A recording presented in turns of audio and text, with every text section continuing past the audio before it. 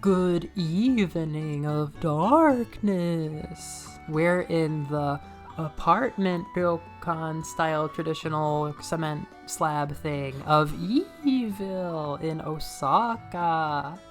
This is pre-gaming night before Castlevania Takarazuka, and I don't know what form the little travel vlog review thing will be, but I decided to record hype the night before because I have the chance, and I'm with my friend who I got into Castlevania less than 2 months ago. Wait, no, time is traveling. About 3 months ago.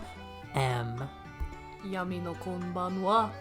Yami no konbanwa. Yami no o hisashiburi. Yami no hisashiburi. I'm so excited. Yeah, it's all happening. We might as well say, actually, because you have to go digging now to see how this happened. The story of how I got my friends together for this is kind of crazy. I don't know why I didn't just tell everybody at once, like, let's all buy tickets. It started very chill. We didn't know exactly what day it was going to be, but then I realized it was a day earlier than I thought it was. And getting tickets for Takarazuka, a very famous, maybe one of the most famous theater groups in Japan, very hard. You're mostly just looking at resale. And this is like a rare run of a famous video game adaptation, so that adds a whole other thing. I was ready to fight. My friend Jillian, who I was originally going to go to this with, was like kind of giving up preemptively, but we were going to try our best. And then I, on stream, ended up having to do the hunt for tickets because I found out the morning of my stream, it was ticket time. So there's like an hour of me refreshing websites for this. The way it came out was I finally got tickets, and then Jillian said, sorry, I'm actually busy every weekend. And I go, okay. Well, fun fact, my friend Amir also talked about going to this with me. Second person in line. So I offered it and she said, sure, that sounds cool. Then Jillian said, actually, I can make it. And nobody continued to talk to me after that point. So there were still tickets. I bought more tickets. I was 3 tickets in the hole.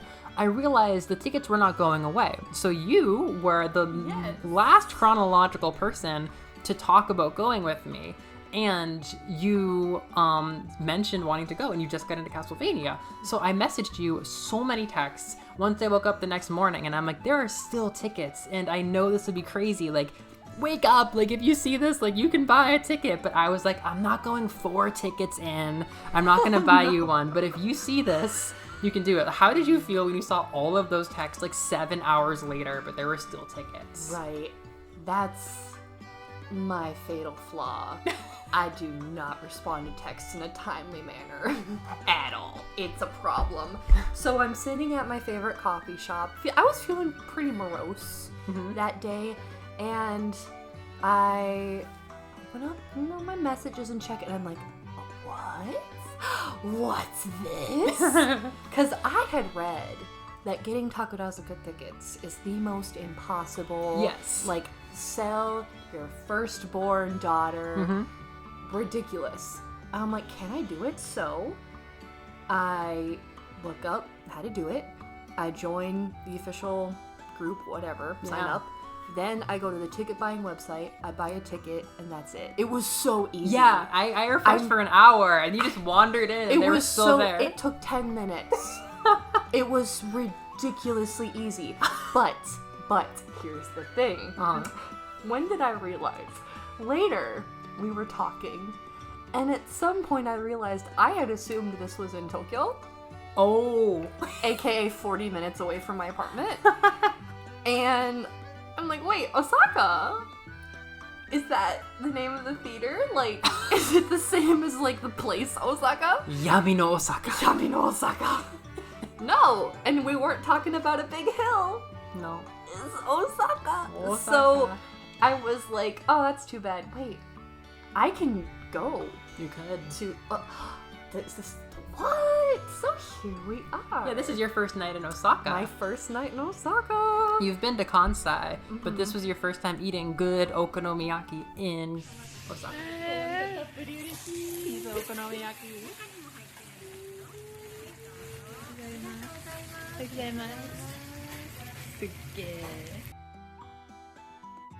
It was very good, okonomiyaki. Oh my gosh. The okonomiyaki I had in Hiroshima was better, but the stuff that the tomato one that you had was the best. That's a good restaurant by Imamiya Station is where we are right now.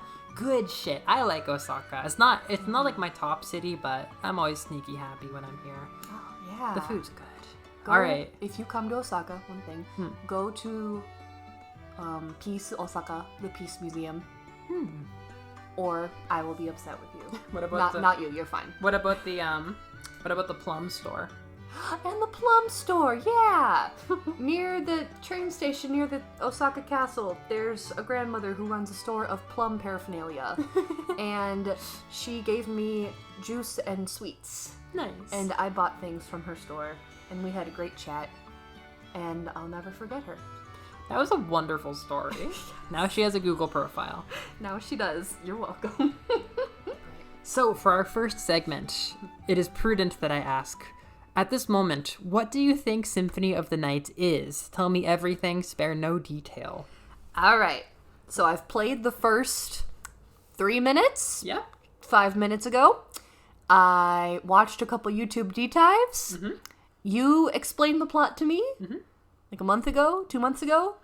So I think, okay, we start with the end of Richter's game. Yes. What I did 5 minutes ago. Yes. Where Richter defeats Dracula. Finally. Beautiful. Then we get some time later that Alucard pops back into the picture. Yes. Hey there, mister.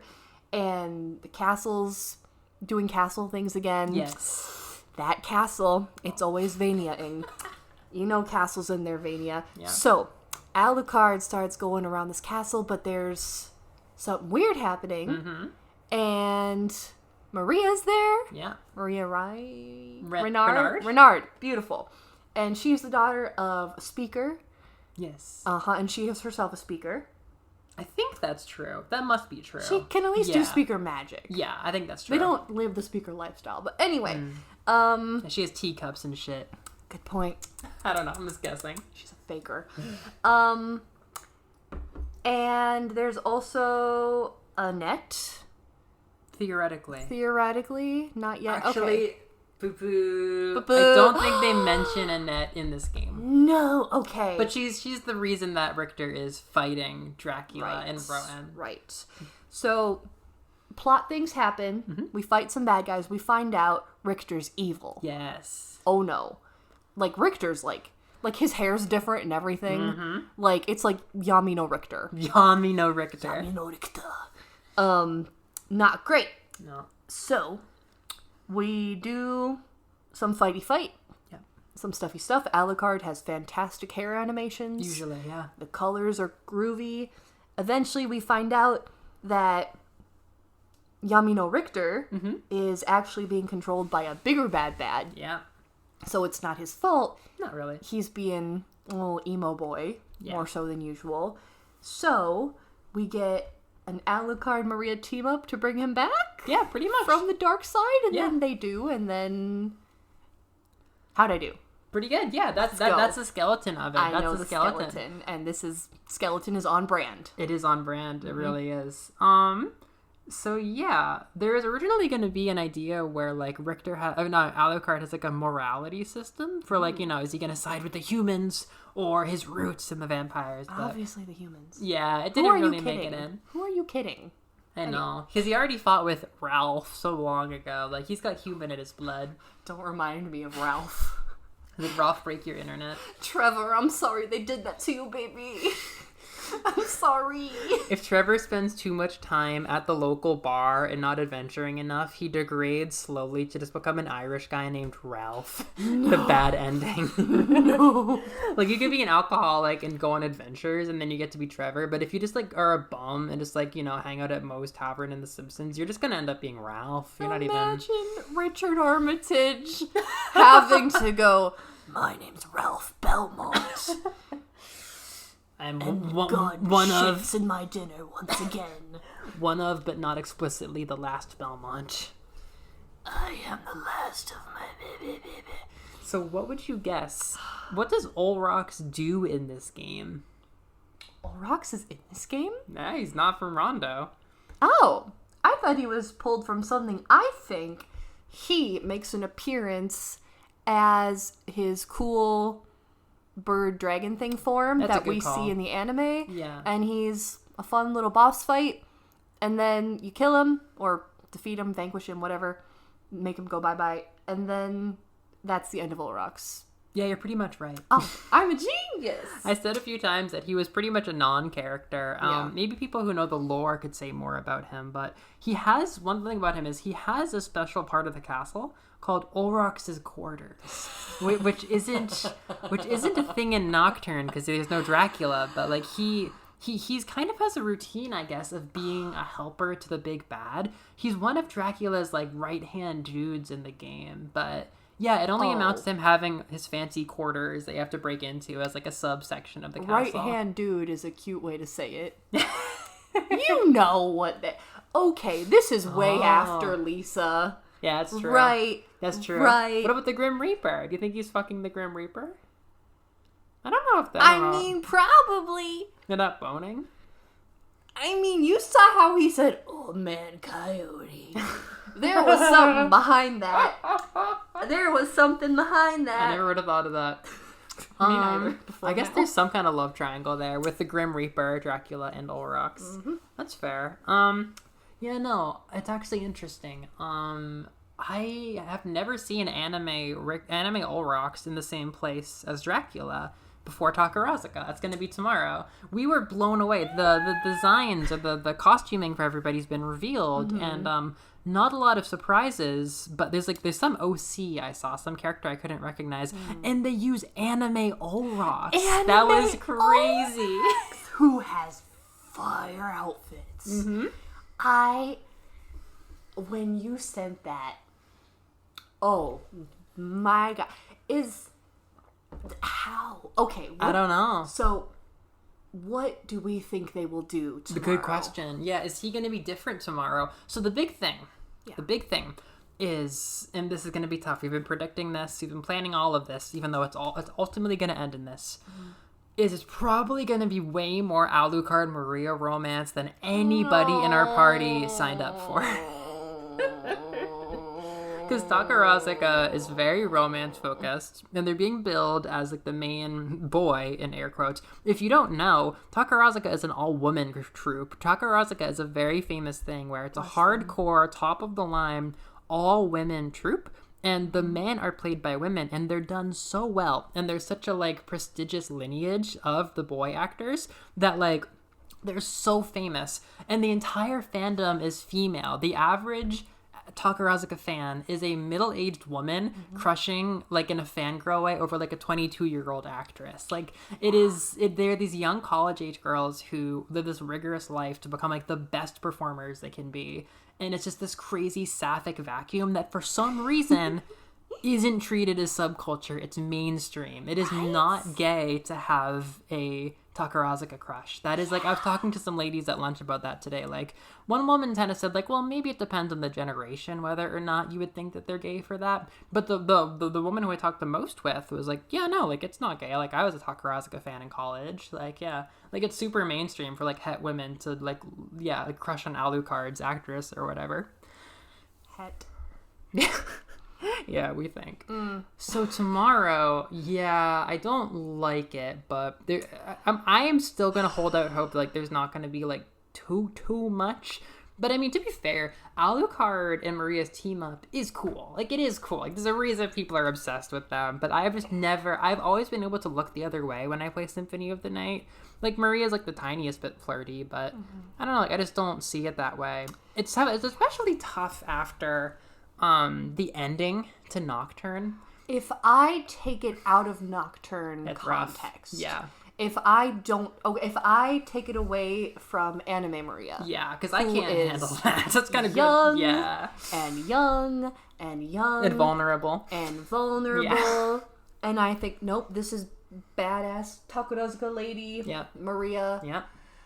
Is more bearable, I guess. I think her meeting Alucard after the time skip is kind of essential to me, because now she's older and she's different, but no, I love how things end with Alucard and Juiced and her just, like, teaming up. It's very organic, very sweet. Alucard's not a groomer. Yeah, Alucard's not. Yeah, I don't like that idea. But what about Richter tomorrow? Because wait, are they gonna recreate the intro? Are they gonna start with Richter and Dracula? Oh, that would be so cool. Dracula looks flawless. He really does. That's okay. Even more so than Olrox. Yeah. I was blown away by the Dracula. The beard. They have mastered beard technology at Takarazuka. Yeah. I mean, I guess my question is it going to be much of a musical? I'm not a big Takarazuka buff. Nice. I think they sing. I saw a clip of them dancing to the kind of marching on the castle theme that we were just hearing. The da da da da da da da da da. And the meme that went viral is I don't know how people are recording this, but the meme that went a little bit viral on Blue Sky was there's a bit where Alucard is just like dancing with like some monsters or something, and he does this dramatic backslide, and the backslide is like the biggest meme in Symphony of the Night. I should have shown you it because you push a button and he slides backwards and he goes like, whoosh.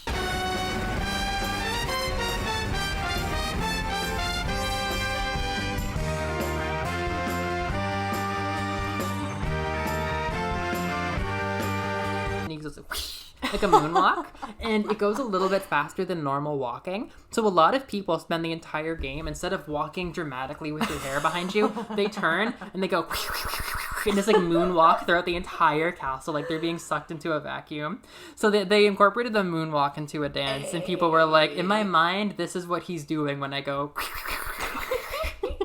He's doing an epic dance. Oh my gosh. I follow a Tumblr blog I have for a while where it's mostly just pictures of Takarazuka old productions, and they posted a sort of Numon entrance guide to new Takarazuka fans that they said because they think Castlevania will bring in a lot of new fans, which I was happy to see. The main things I took away is that each troupe has a very different sort of genre and style. Do you know what troupe we are tomorrow? We are seeing Hanagumi, the Hanagumi flower troupe, and they are apparently the most like traditional. What does that mean in this context? I guess not so much more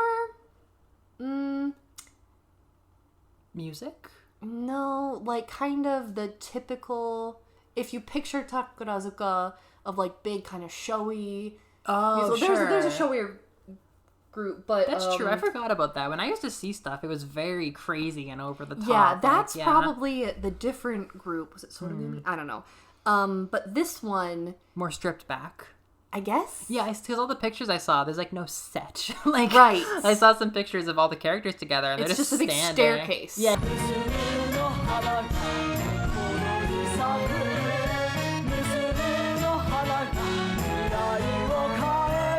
Yeah, they're standing around. Yeah. I don't remember the history of like how Takarazuka's changed. I read all the academia about it for college, but I didn't like enjoy like the fan side of it. I didn't like watch a lot of performances. I learned that there is a very strict code that the fans keep to, that the actresses also know, and it is made to completely protect the actresses so they can have a private life, and that the fans are really serious about it.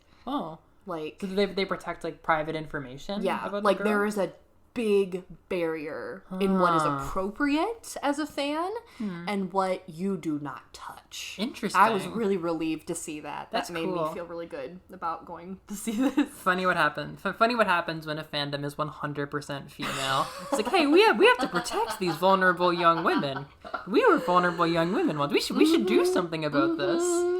Praise. So my question that I asked, which is very cutting edge, and I think all my professors would be proud of me for asking this bravely, will Dracula and Richter sing together when they do their intro? Oh, I'm proud of you. This is why you have a master's. Thank you. Will they sing during the classic What is a Man? Ooh. That'd be so funny. I suppose Maria will be there. Do you think because she's going to be the heroine and the most important character, that's actually very interesting, isn't it? Yeah. And she shows up as like this spiritual maiden to save Richter's butt, but she's just like praying on the side. But tomorrow, she's the main event. Yeah. She's far more important than Dracula and Richter tomorrow. She's I think Alucard's the main event. Oh, sure. But, you know, the first images we saw, the main images, the main stuff is Alucard and Maria, you know? She's the big advertising pull. So when she shows up, they might make a much bigger deal of it, you know? That's possible. Exciting. Okay. It's one of the most iconic intros in all of gaming. I'll tell you something that I saw from a screenshot is the succubus. There is a succubus character. Oh? There is a succubus who lures Alucard into a dream and gives him a nightmare about his mom being executed. I was hoping you would say a succubus dream. I wanted to see... What, you mean like a sexual dream?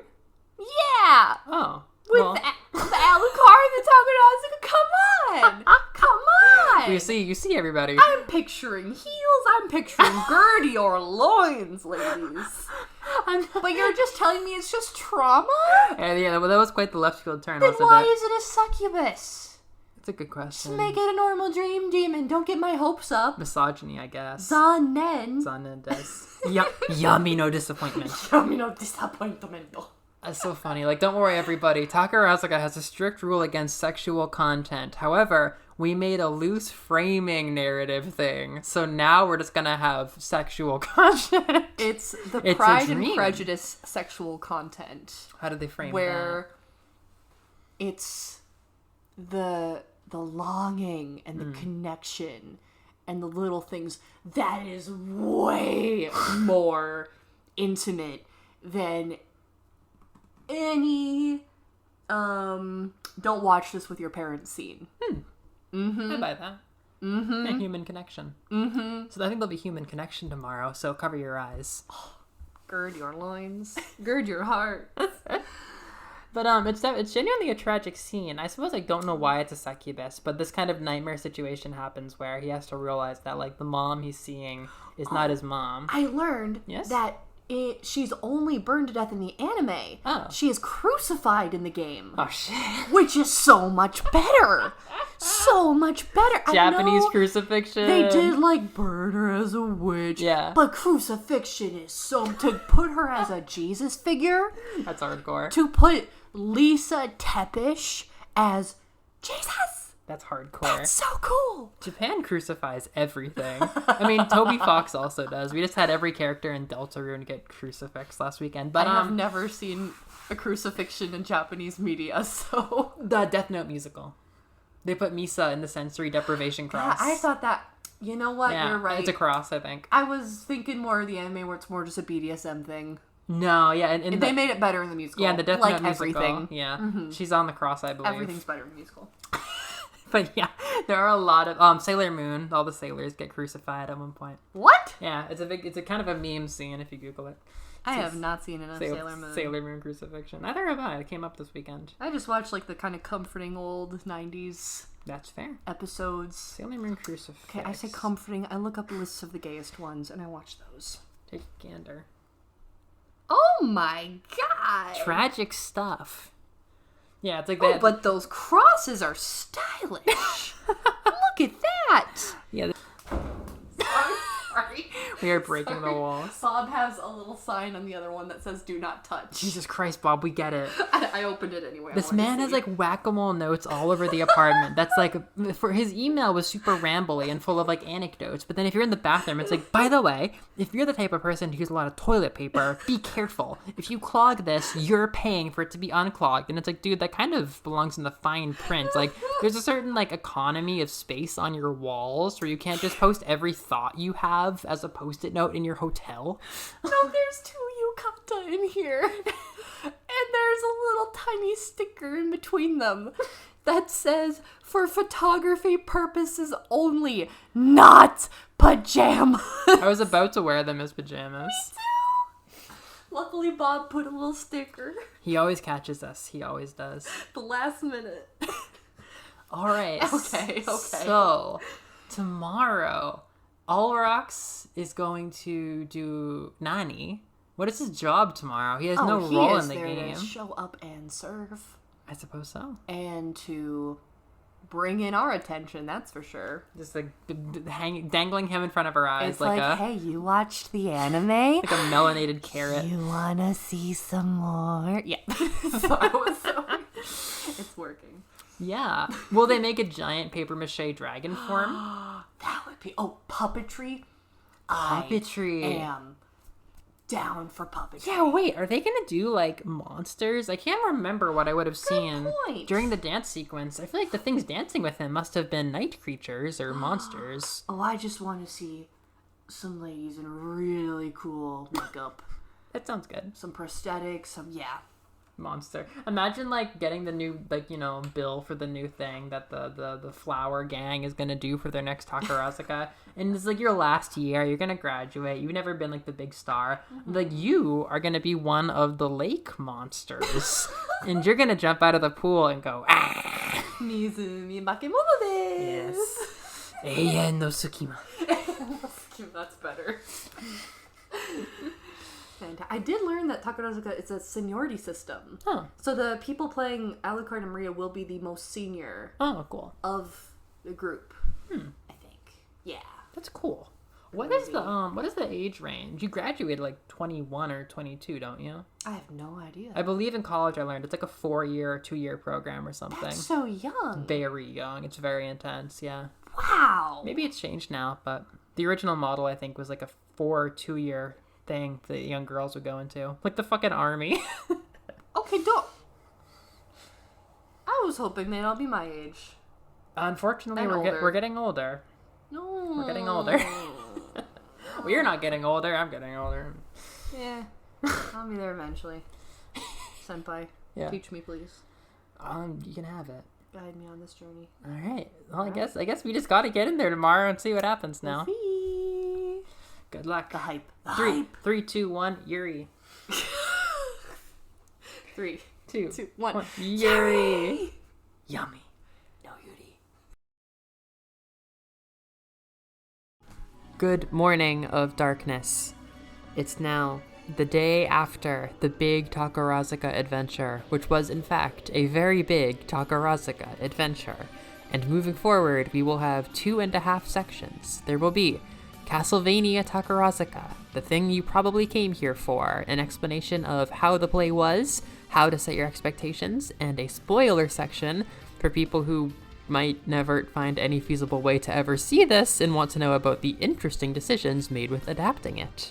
Then we will do a section on our day at the theater, which is really its own story and adds quite a lot of context. Stay tuned for the 3rd section for that. All right. If you could start the section, theoretically, hypothetically, with any non-spoiler aspect of Castlevania, maybe your big favorite takeaway. Right, this is a very loving adaptation of the game. Yes. That is not afraid of its source material and is happy to sort of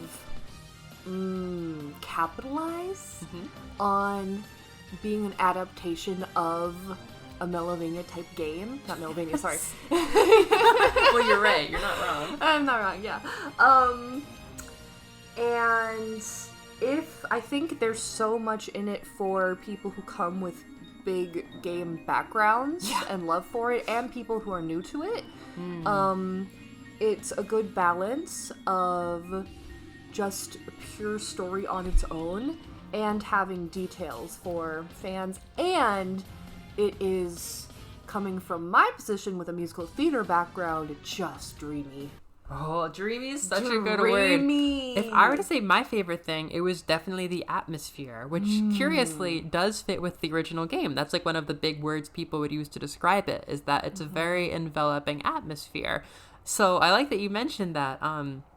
But yeah, the point about adaptation is probably one of my favorite ones, where like I just think that, as I said, like, for one, like, the use of the soundtrack was masterful. Like, they really understood what songs would fit what scenes, and they dug into some of, like, the less popular ones. But then, like, there were some, I won't spoil now, which aren't necessarily, like, always considered, like, the one people would know, but are nonetheless beloved, and they got really good focus.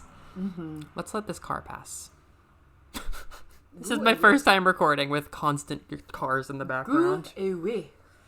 Please leave us. My way. My So- way or the highway? I think a nice way to start would be, tell me about your thoughts and feelings about the set. I loved the set and the stage. So I was a little hesitant beforehand because we saw these promotional videos and you just see a big staircase. Oh yeah, that's right. An LED staircase in the background. And I'm like, what?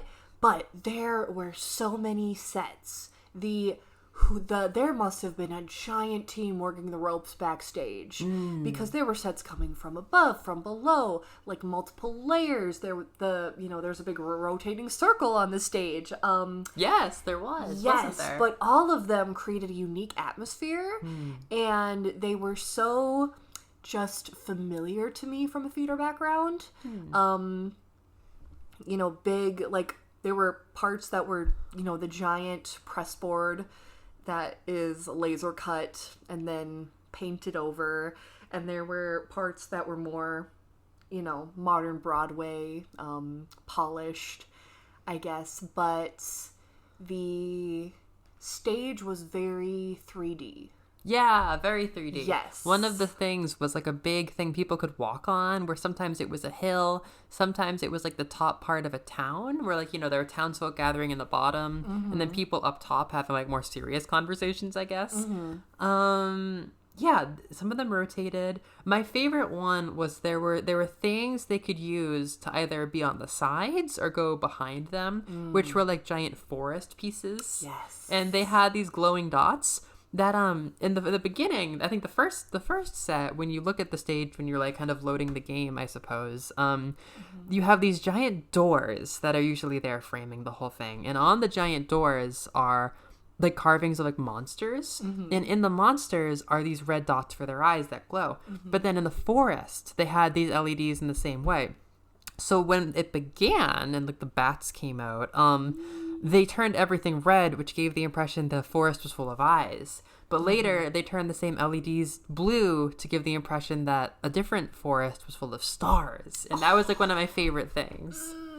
And the colors were really good. The lighting. The colors were amazing. Yeah, there were scenes where they were running around in like actual like kind of weirdo like greens and blues, and I felt it really, really fit the game and fit the genre. It felt kind of surreal and very juicy and colorful. I really enjoyed that. Yes. So, without spoiler, there's some steps I want to talk about that are spoilers. Ones that aren't spoilers. Costumes. Oh yeah, the costumes. Okay, sets were cool. Costumes, unbelievable. Go off. Unbelievable. Okay. They were all so entirely recognizable and faithful to, I think, who's the artist who did the big... Oh, Ayami Kojima. Yes, the Kojima art and just the general video game design. Yeah. And they created such unique and strong silhouettes for each character that even if each character was just in silhouette, you could recognize them. But they were all really just well made out of really good fabric. The fabric choices were so smart because they moved. And there was a lot of cape and cloak choreography. Yeah. Which I adore. They used capes and cloaks to the fullest.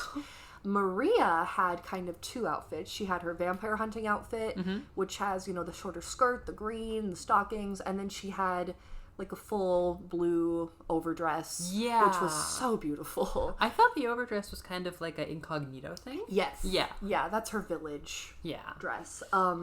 We had Alucard in the most Alucard ever to Alucard. He, I think, had a really good two-part outfit where he had like the all-black one that we saw in some promotional material where he was doing sword practice and stuff. They only busted out the cloak with the gold from like the cover art, like his main outfit, now and again, which gave it a lot of impact. And oh my gosh, if you look at we're looking at the pamphlet, or the whatchamacallit, the boy right now, the program. They did the comically large collar, just like the cover art. It's huge. huge. The cover art has comically large collars that look super crazy when you focus on them. Mm-hmm. They literally captured exactly that. They did a really good job capturing the cover art of the game. I'm still on about cloaks. The inside of... Oh my gosh, there were a lot of Alucard cloaks. One was this super glittery silver on the inside, right? Oh, yeah. Yes. The looser, lighter one. Right, and then there's a beautiful black brocade where... I know what the brocade is. Mm-hmm. It's this. Oh. Kind. So it's... And this. So when you look at it, at first you think it's just the plain color, but there is the same color details that are sort of embossed on. Sometimes it's embroidered, sometimes it's embossed, and then Richter's outfit had the same thing. Oh, did it? With the blue. Let me pull that up. You can edit pictures in your video. I will. Hopefully. Yeah. Yes, so you can see that this is actually...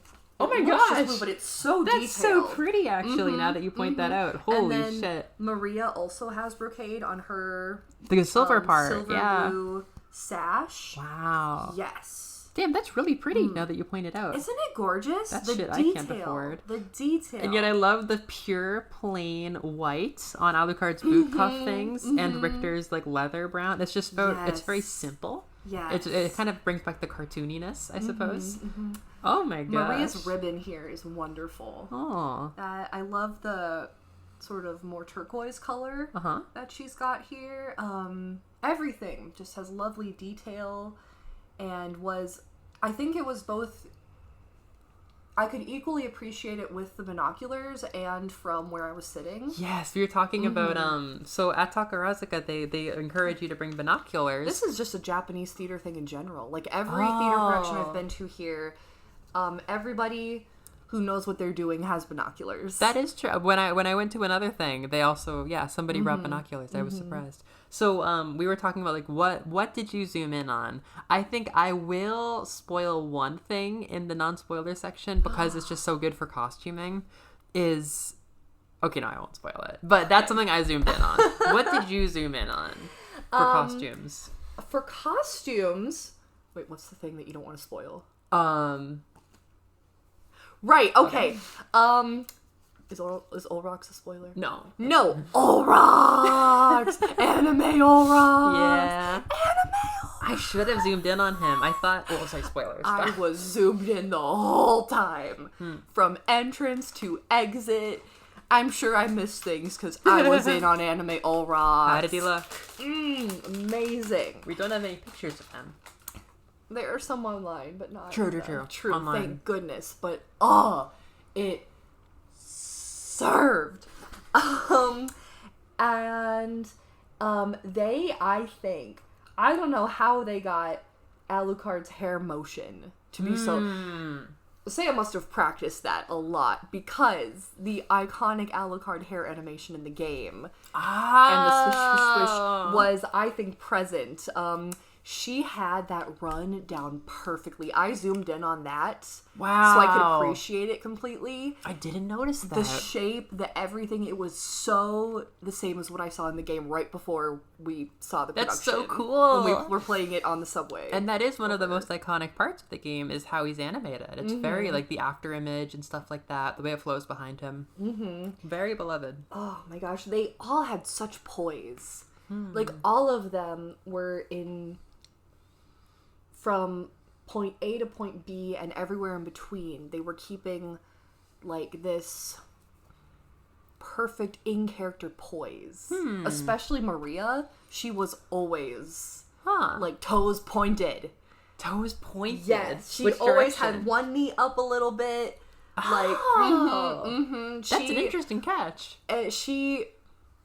They just looked like they were pulled from the game art stills. That's too cool. What the hell? I love that. I would never have noticed that. Oh my gosh. Wow. They did great on Richter's whip, too. Yeah. Oh, it looks like both, like, kind of rugged and intricate. Like, you can tell this is not a normal weapon. Yeah. This is fancy.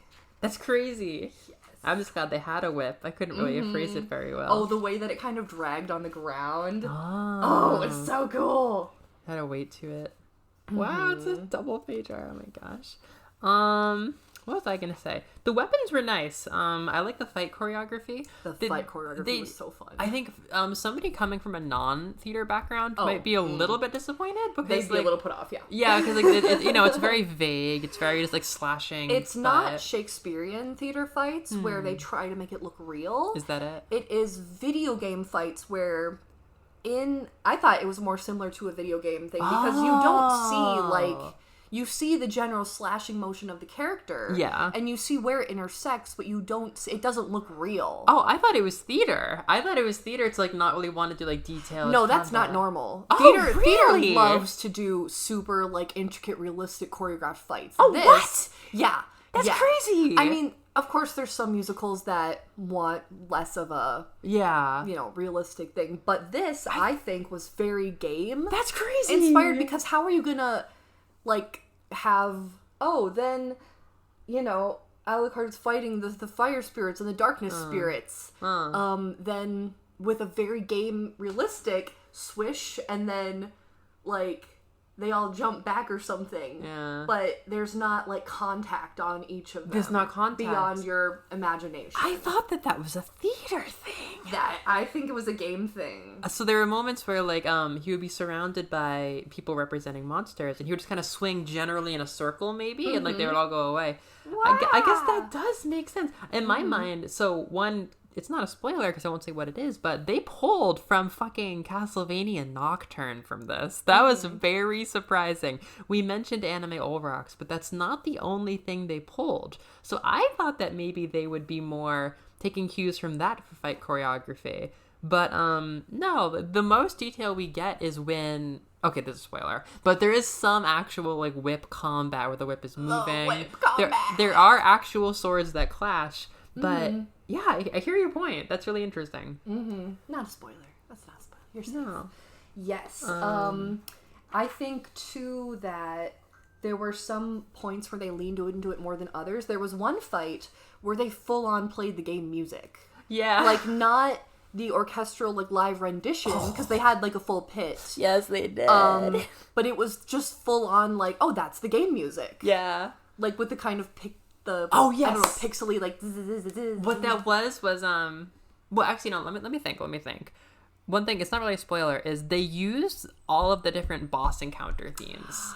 Amazing. And they used them very wisely to escalate how serious the boss fights were. Some of them might have been played straight from the soundtrack, but I think some of them were pit renditions. Oh, I'm sure they were all, like, pit renditions, but they didn't... For some of them, they didn't make it sound like a rendition. Yeah, that's what I was thinking. Sound like the actual, like... They had the synthesizer on the piano going. Yeah. Oh, I see. See, I think I was... And some were more like, they get the, violins and cellos going, and the trumpets, yeah. And it sounds like an orchestral rendition. I think that they won over my little pea brain, because when they used the synths, I was like, oh, they're just playing, like, the actual file from the game. Like, they could have been. Maybe. I mean, I feel like Takarazuka would do, somebody on the synthesizer with the piano and a soundboard, but... Yeah. Oh, so good. Yeah, the soundtrack, I will say more later, but Jesus Christ, they really knew how to choose what songs and give them what kind of placement. They were not afraid to use the whole roster of the soundtrack. Like, they, like, not just the hits, but there was some just, like, atmosphere, environment songs they pulled out at the perfect fucking times, and, oh my goodness, there were original songs that, like, to my ear, I immediately could tell were original because they sounded just more like musical theater than, like, a video game soundtrack melody being put onto lyrics. But it was mostly the OST, which is pretty impressive. Which kind of, my big thing is, like, I was very proud that they had such inspiration for a story based off of not even an RPG, but a action game, like a game that doesn't have a lot of dialogue. They used so many quotes from the game. I'm not that familiar with the Japanese text, but I could tell they were using a lot of the quotes from the beginning of the game. And yeah, it's like this general premise of, like, Richter goes to the dark side, Maria's looking for him, Alucard fights his dad. Like, it has held up through, probably manga spin-offs, and the anime happened, well, very loosely. And then this, this is a whole stage production based on a video game, and I was very proud. Like, damn, this idea holds up. I always talk about with Castlevania games, like, even if they don't have a lot of time to get into the details of their story and they're not very dialogue heavy, they usually have an interesting idea that makes the action feel emotionally charged, and they twist it as the game goes through. And Symphony of the Night is the first game to be like in that series where like there's something interesting about the combat, and you meet people like Maria, and now you have an ally, even if she's not with you. Emotionally you feel like you're working with somebody else through the castle, and then when you save Richter, it feels like there's a different emotional tone again, and like even without making it like a long text heavy story, that concept has held up through multiple mediums, and I'm very proud of that as somebody who's always been a fan of story in these games. They did good. They did good. I think they did. So maybe it's time to move on to Les Spoilers section. Spoiler. All right. It's time. No holds barred. It's all going to come out now. Spoiler time. If you could choose one spoiler to break open the ice with, what would you do? The French Revolution. Do you hear the people singing the songs of angry men? Robespierre. I did hear Robespierre. I did not realize. I didn't realize he was in Les Mis. Yes. Yeah, they brought him in. So they took the idea for the French Revolution from Nocturne and put it into this. Very, very much so. Yeah. So that's not at all in So In. It's not at all the context for So In. That was like the other big thing they took from Nocturne. It actually put me off at first because it seemed like they were using it in order to not have Richter be in his depression era. I don't get why. Like, I understand Castlevania Nocturne, they changed the purpose of a Belmont from hunting Dracula to hunting monsters. So that's why they don't have him be depressed about not having Dracula around anymore. The point of So In is that Richter's depressed about not having Dracula around anymore. Partially. I mean, he does get brainwashed, but he's susceptible to it because he's lost his purpose. They could have just done that. Maybe it would have been hard to get them to compel with, but it seems like they used the French revolutionaries as just kind of like a thing for Shaft to manipulate. Shaft had a much bigger role than ever before. Shaft was huge. Shaft was like, I think more so the main bad than Dracula. Yes, and it was fitting in the end. He had like an Emperor Palpatine moment, kind of. Like he had a Darth Sidious moment with Dracula in the end, which is also a spoiler. Like Dracula has a nice redemption at the end. It honestly felt like in the end he was just like, why did you have to wake me up? I didn't even want to do this genocide. Like, Alucard kind of, after fighting him and putting him in checkmate, he wins him over, and he fucking Darth Vader throws Shaft into hell, and I'm like, shit, like, wow. But back to the revolutionaries, right. It felt, so I think, it's in Japanese, I would honestly say, I only understood like 50-60%. I think like it was a bit fast, and I mean we were playing So in Japanese, and there was a lot of shit that I didn't understand from the beginning. But tell me if this sounds right or wrong to you. It seemed like they were saying that the revolutionaries were easy for Shaft to manipulate because they were getting consumed by bloodlust for the revolution, which is a very anti-revolutionary stance, and that put me off in the beginning. But maybe I was wrong. I mentioned that to Jillian, and she was like, no, it was just dark magic. And I'm like, I don't know. Like, I remember, like, when Richter was talking to them in the beginning, it seemed like he wasn't really into, like, their stuff. Like, it seemed like the revolutionaries weren't painted in the most, like, neutral stance.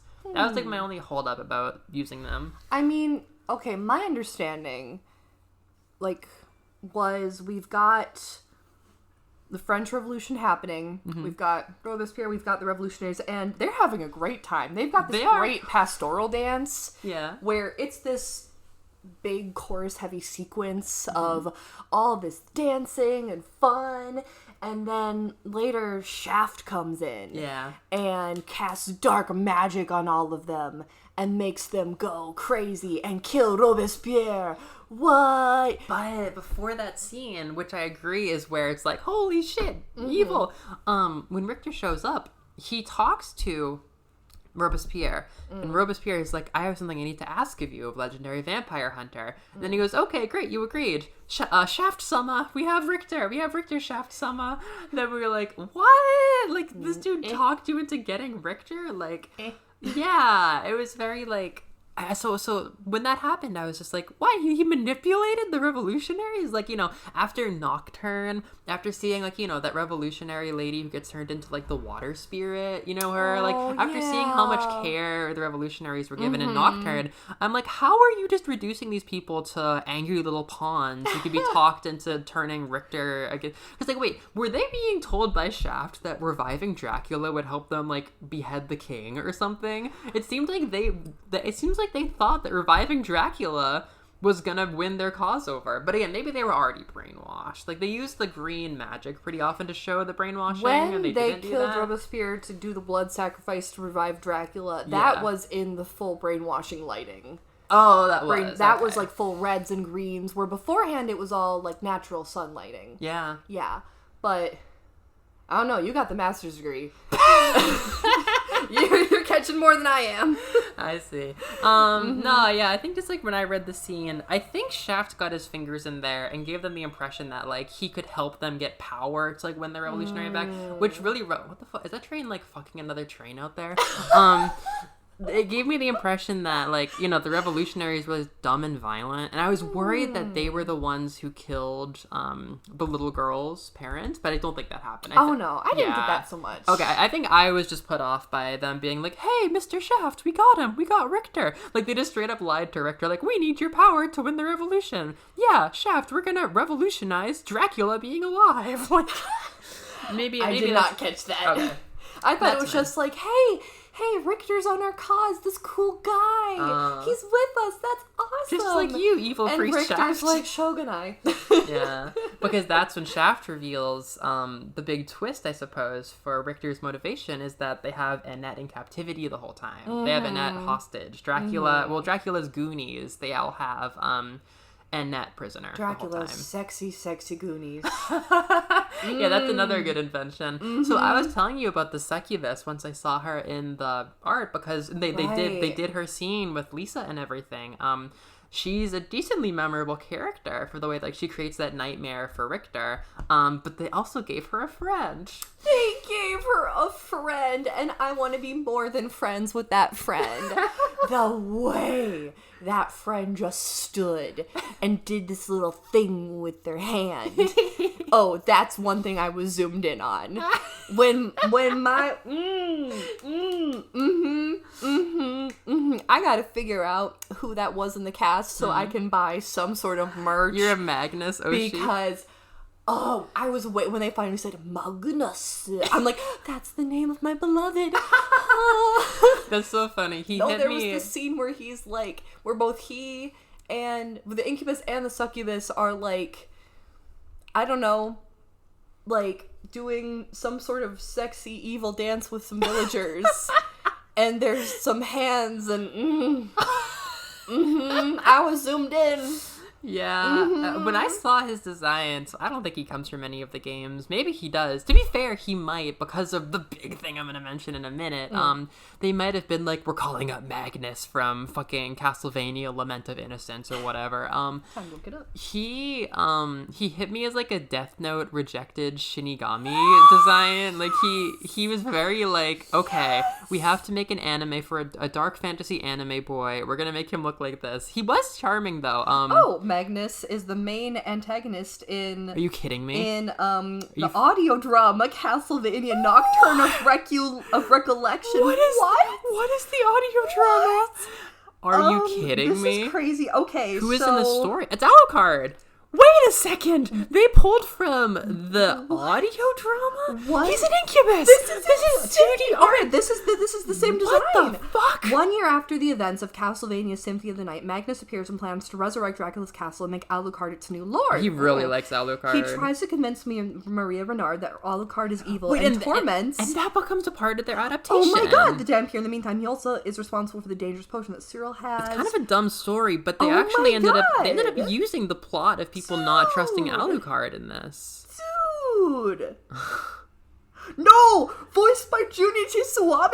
Who's that? A man? A pretty Seiyu who, before I say this, yes, I don't know many Seiyu, but I know this one, but I'm just gonna double check before I say anything. Who's this, like, Tuxedo Mask? No, this is... Am I right? That dude from Bleach? No, he's in a lot. Victor! He is Victor in Yuri on Ice! Yes! Ah. In Yuri on Ice! What the fuck? Wait, is that Rosa Versailles? He's been in a lot. No, That's no. Guardian Tales. Oh my god, he's the Undertaker in Black Butler. Oh my goodness. Uh-huh. Wow, he's a very good, obviously, he's a very good career. Got a JoJo character. Oh, he's Archer in Fate. Oh, wow. This is awesome. Damn. So whoever made this really loves the games and everything to do with them. Can you imagine being a fan of the Castlevania audio drama and seeing that Magnus and the idea of Alucard being evil are in your story? Oh my god. So Magnus shows up and he's mostly just like, I don't know, just like the boy version of the succubus during this. Like they're kind of a pair. They're like the mid-bosses, I suppose. And then when he finally fights Alucard, he does care a lot about the succubus, and after she dies, he's like, I'm gonna revenge her. And then he says something about, like, you know, it's been hundreds of years since we were, like, together, Alucard or something. Yeah, this kind of, like, old friend, maybe an ex energy. Yeah, damn. He was cool. That is... I'm so glad I looked it up. Yeah, that was a good shout. Oh People my would have told me that in the gosh. comments. Like, you don't know the audio drama? I wonder how that holds Do you mean up. to know that you don't know the audio? It's a very big franchise. What were we even saying with Wow. Magnus? French Revolution, Magnus, He helps with revolutions. I was zoomed in. Yes. And speaking of zoomed in, my big thing that I was zoomed in on at the beginning is they made a costume for short hair Richter with the bandana. It was so good. They did amazing. I found a still of it. You did? I was rewatching a promotional video before this to get ready mentally. Let me see if I can find it. The bandana was so long. It made it so easy to see. It was so Yes. cool. I think there were some my elements of the gosh. code itself that were different too. I think it was a full-on different costume. Yeah, it was. It was. Oh, rocks. And that dude from Les Mis. Yes. Hey, Little Red Riding Hood Sypha. I mean, fucking Maria. Here's our look at that little smirk on Magnus. Oh, his nails are so little- pretty. So I will send you this video so you can put Yes. this on the screen. Oh my god. I guess I've learned that the more clothes. Yeah, that's really hot. I'll take a screenshot of this and send it to you. Oh, thank you. Holy As if I wasn't going to do shit. that myself. Holy shit. So, hi. It's a good time to remind the viewers that every person in Takarazuka is a woman. It's a good time to remind people that. Otherwise, I would not care. Okay, here's Richter. Oh my Here's goodness! Richter looking amazing. The way his hair falls over the bandana. Oh, the silhouette, how it's so his straight sword. up. He's like my favorite. Look at him. Oh, Hi, baby. is he my favorite Belmont? I haven't decided. Oh my Here's goodness! a good still. That's a completely different jacket. That's a It's a completely, completely different different jacket. outfit. Holy shit! And it's so detailed. Look at those Yeah. bracers. Look at the knot gloves. Oh my gosh. He's so cool. His He's makeup. so cool. The way the hair goes over and under the. Oh. He's in Super Smash Brothers, you know. Oh. The sword is a You told good me I coat. forgot this. The sword is a good shout. Yes. Wow. Oh my gosh. You know, I kind of wonder if they added the French Revolution partially because it's Takarazuka Oh, and yeah. Rose of Versailles. Yeah. And they have just a bunch of French shit hanging around. Yeah. And they're like, culturally and we physically. gotta use all these flags somewhere. I did feel like maybe it would help pull in non-fans. I don't know. Yeah. Like, it's easier to invest yourself in the French Revolution than it is, like, you know, vampire beef or whatever. Speaking of vampire beef, we did not know they would have Lisa. Oh, yeah. Yeah, she wasn't She only appears now and again. right, but I don't know. She has a couple pretty prominent. Yeah, more than the mayor. She's like a prominent. Yeah, way more than the mayor. Yeah. No, she is. She's not advertised. a key to the plot. Yeah, and there's flashbacks with Yeah. her, and there's a lot of times where they'll use symbolism with like Richter and Annette dancing while Dracula and Lisa Yes. dance to foreshadow that like this is a love story. And then yeah. Alucard and And Maria Maria just are looking alone. at each other. And they're just like looking at the moon, be like, oh, the moon. Tell me your secrets, light of the moon. Yes. The moonlight is usually cold, but tonight it is warm. Was one of the last lines. Yummy. Oh my gosh. Oh, another thing from another game is they had that little girl from Jonathan Morris's story. Is that what you were telling me? No. Did I misinterpret? So, not the little girl. Okay. But okay. The big reveal. Okay, wait. We need to get a say build the to whole this. other big plot point. All right. So speaking of Lisa. Reset. Speaking of Lisa, there is something. It didn't immediately hit me. There is something in the flashbacks about back during the good old days. They keep most of this show is the same. But they do add something that Lisa is trying to cure vampirism. And the first time they said this, it did not tick me off. I thought that maybe maybe Dracula's gonna get mad at her because he doesn't want to be a human anymore. I think some versions of that would make a lot of sense actually. I didn't think much of it. Later on, guess what Olrox does? Guess what anime Olrox does? So the big change in the first part of the show is that Richter isn't necessarily evil. Like, he's more being extorted and brainwashed because the French revolutionaries trick him into helping Shaft. Right. Shaft reveal... Okay, I can't really blame the revolutionaries that much. Nah. Once they make him talk to Shaft, Shaft's like, yeah, no, we kidnapped Annette. Shaft's like, I cast hypnotizing beam. But before that... And we kidnapped Annette. There's like an actual conversation where like he has to deal with like Annette being kidnapped. Yeah. But then, it becomes a hypnotizing beam. Quite the plot device. But, the big change for the second half is that Maria gets bit by Olrox. Maria gets bit. So she has great fight scenes, too. Like, they use some screens in the background that come down to show, like, magic beams. Yeah. But she and Alucard are fighting Olrox. Olrox is killing it. I was zoomed in. Oh, my God. She was so swishy. He was so swishy. Like, whoever played Olrox did, like, all these, like, kind of, so many twirling moves that were really unique, really distinct. I didn't catch that. And really capitalized on the long, straight hair. Again, such a unique silhouette. Like, this is such, like, a pro actor thing. Wow. Is to make a completely unique way that your character moves that is distinct from the other characters and shows... I learned this in youth theater camp. That's cool. They would have us, like, do, like, an hour of just, like, okay, now walk like you're an old lady. Now walk like you're sad. Now walk like you're angry. Now walk like you have a dog back home. Now walk like you're thinking about lizards. Like, the most subtle things. These are the best of the best. These women are the best of the best. Thinking about lizards. In the country. Yeah. But Olrox's movements were super unique. And then... gird your loins. We get teeth on the neck. Yeah. Chomp. And in that moment, I was so shocked because Right? I've never seen a version of this where Maria becomes a fucking vampire. Right? And I, honest to shit, forgot. I think I forgot that Lisa talked about curing vampirism. I don't think it really registered for me. But on my own, as a Castlevania Portrait of Ruin fan, I snickered to myself and I said, oh, what? Are we doing Sanctuary? Are we doing Sanctuary? That is a spell that was found by fucking Charlotte, who is a nobody, in Portrait of Ruin, which takes place during World War II, which is quite a ways after the French Revolution. She finds a spell for curing vampirism in, like, I think a fictional Egypt. She goes to, like, a fake Egypt inside of a painting that for some reason has a scroll that teaches her how to do a spell to cure vampirism. And that is kind of like the signature thing about Portrait of Ruin, is that you save some vampire girls.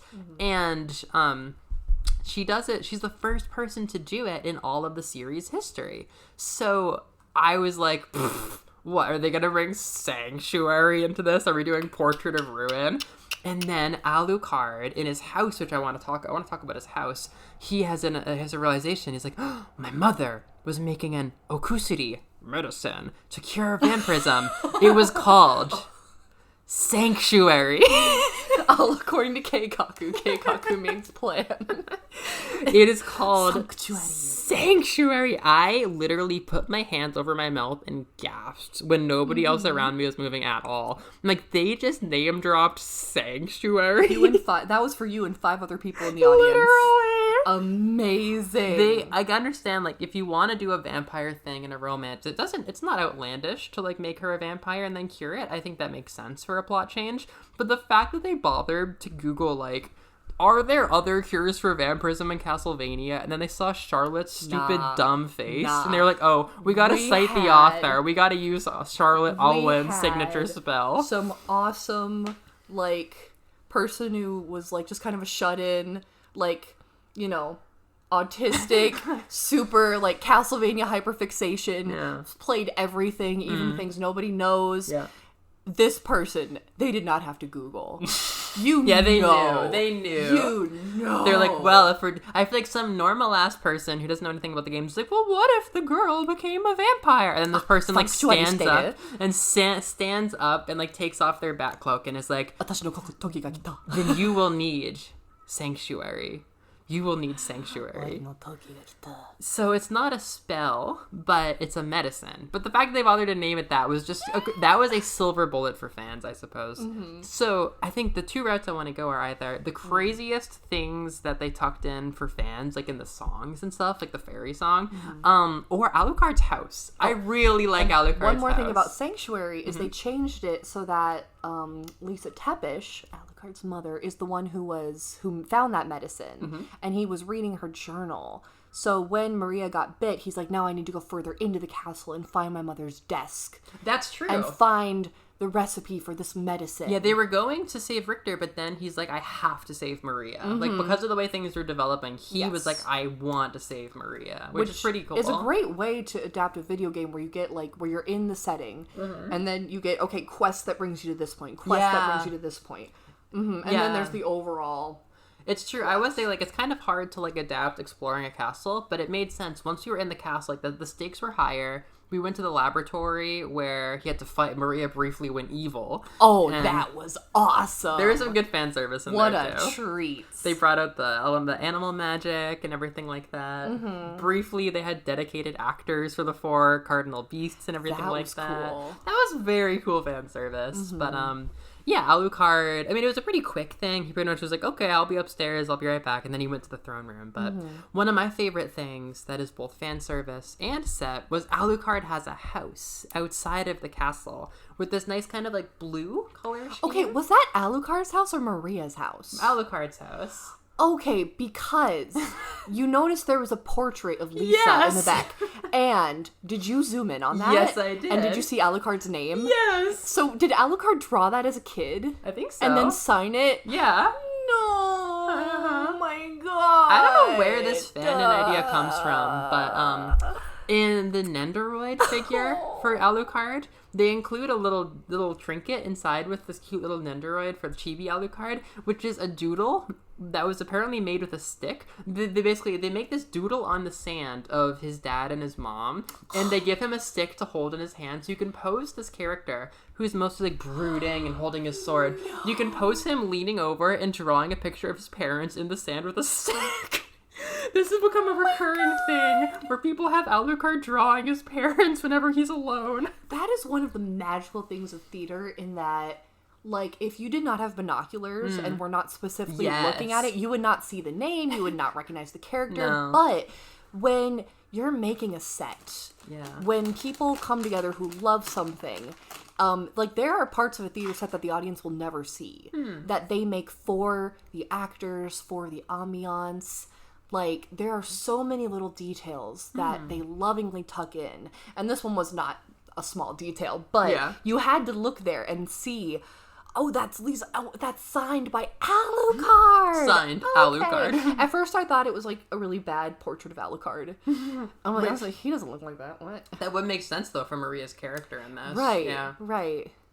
No, that's his house. And, but he has his shield. He didn't use it, but he had his shield. I like that. It was a very nice prop. I wish he used it because they went and made it, but in his house they have the Alucard shield just like lying against the wall, and I was like, notice that. I'll bet. Yeah, it was a good little set. It was very calming. So after that, sorry, gummy bear. No, you're good. So wild berry Haribos, and I'm like, I've never eaten those before. How are they? They're pretty good. All right. Wild berries, hard to do wrong. So some other crazy stuff. Yeah.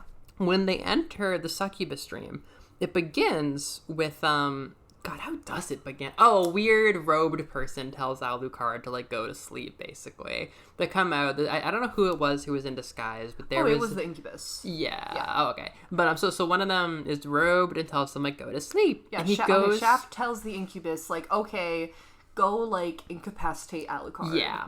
By power of trauma. So, yeah, it must have been the succubus then dressed... Oh, succubus. I can't keep them straight. Yeah, if it was that fight. If it was the incubus, I would have been more zoomed in.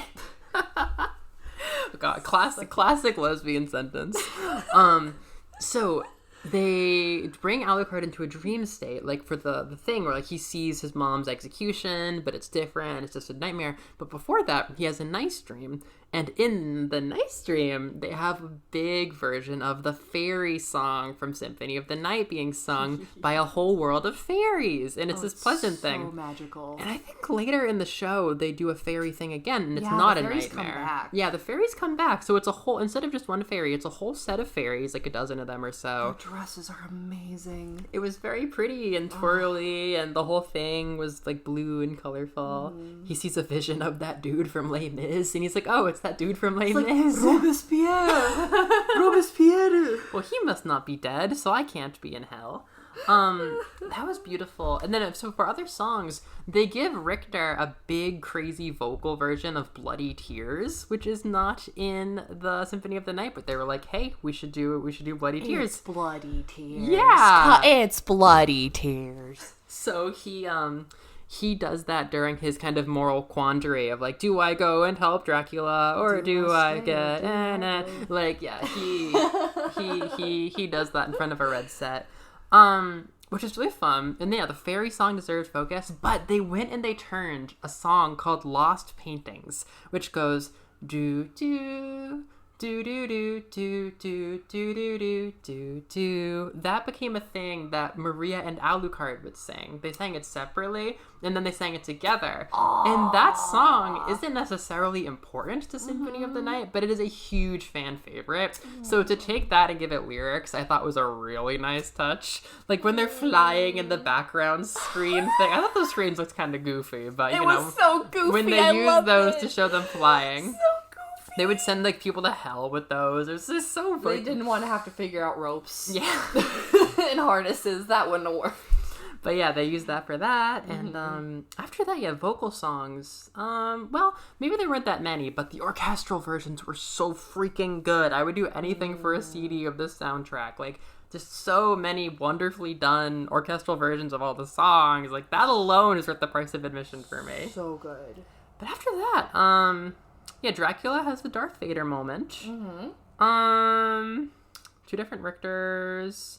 There's like I think it was cute that they invented a little bit of a thing to keep you interested before the castle, where Alucard is a super duper lone wolf, and he tries to help, or he's like, you know, bemoaning the state of things. It's like that was a good set, actually. It was a dark, lonely forest. The rain was pouring down, and he's like, I am so alone. The rain. Solo. And then a little girl shows up, and is like, my parents are dead. He's like, I'll help you. I'm a good person.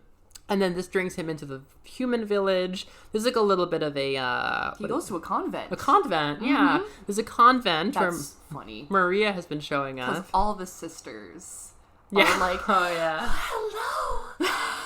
Oh, you poor thing. You must be so lonely. I mean, little girl. But oh, your parents are dead? I can see the sadness in your eyes, beautiful man. And then the mother superior is like, are you forgetting your you sinners, go away. And they all go away. And then she goes to Alucard. Yeah. It's like, hello, what can we do for you? Like, so silly. Yeah. But I just remembered that the priest is the same as the priest in the convent is the same as the person who played Olrox. Oh, really? So no wonder I was so locked in on the priest. I would not have thought of that. Huh. I didn't know it, but there's a connection between us. Interesting. What was that word that you said? Love connection earlier? Maybe not a love connection, but like the personal connection. Aichaku. You have a connection. Aichaku. Maybe it's not quite that passionate. That's a bad use of that word. You have a connection. Yeah, so I thought that was kind of neat where they used her to kind of just toy with Alucard's morals and be like, oh, you want to help this person, but will you take up the sword? Like, once it became evil and, like, all the revolutionaries were actually just monsters now. It's like, will you fight? Like, they're kidnapping the nuns. Will you save them? But then he saves them, and I'm like, oh, no, but you're a demon. You're evil. And then the little girl's like, are you really evil? And then Maria's like, I don't care if you're evil. Because you were, like, the person, like, who was, like, they saved me when I was a kid. Like, that was the Maria thing. It's like, you were the person who saved me when I was a kid. And then, yeah. I feel like, I'm glad that we haven't talked a lot about the Alucard Maria thing this whole time. There's a lot besides it.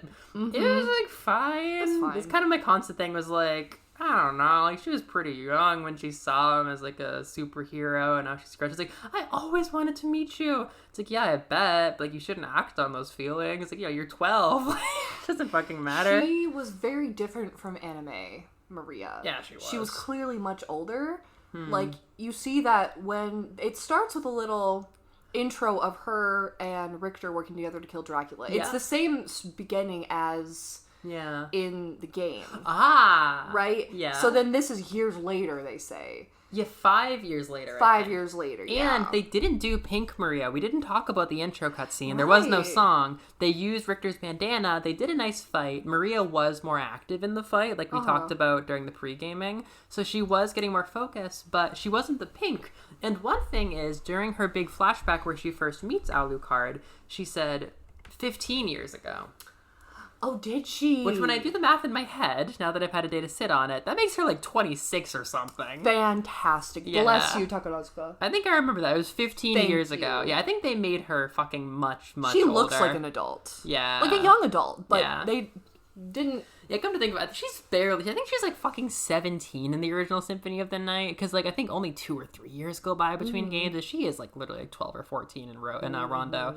But no, now that I think about it, she was like a young kid, like elementary school or something, probably 15 years ago in that cutscene. She's like fucking 27 now. She's whatever, it's fine. Yeah. I didn't think about that in the moment. I swear to God, I remember them saying the figure 15 years ago. That's whatever. It was cute. It was fine. The cape hug is cute. I mean, I really liked that he was trying to save her from vampirism. Like, that was good. I think that she was really kind of active and like a definite present player. I was worried. I kept waiting for them to like shelve her. Yeah, it never quite happened. But she did become a vampire and then have to like lay down for a while while Alucard went. But I think that was just because Alucard was the main character. Yeah. And less because like now we need a damsel. It was more plot reasons than like, look at this sexy lamp we need to save reason. Yeah. She was not a sexy lamp. She was not a sexy lamp. She was not a sexy lamp. And it was, but Maria was not.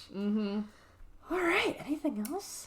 Oh, it's going to come to me for the rest of the day, but music, costumes, plot.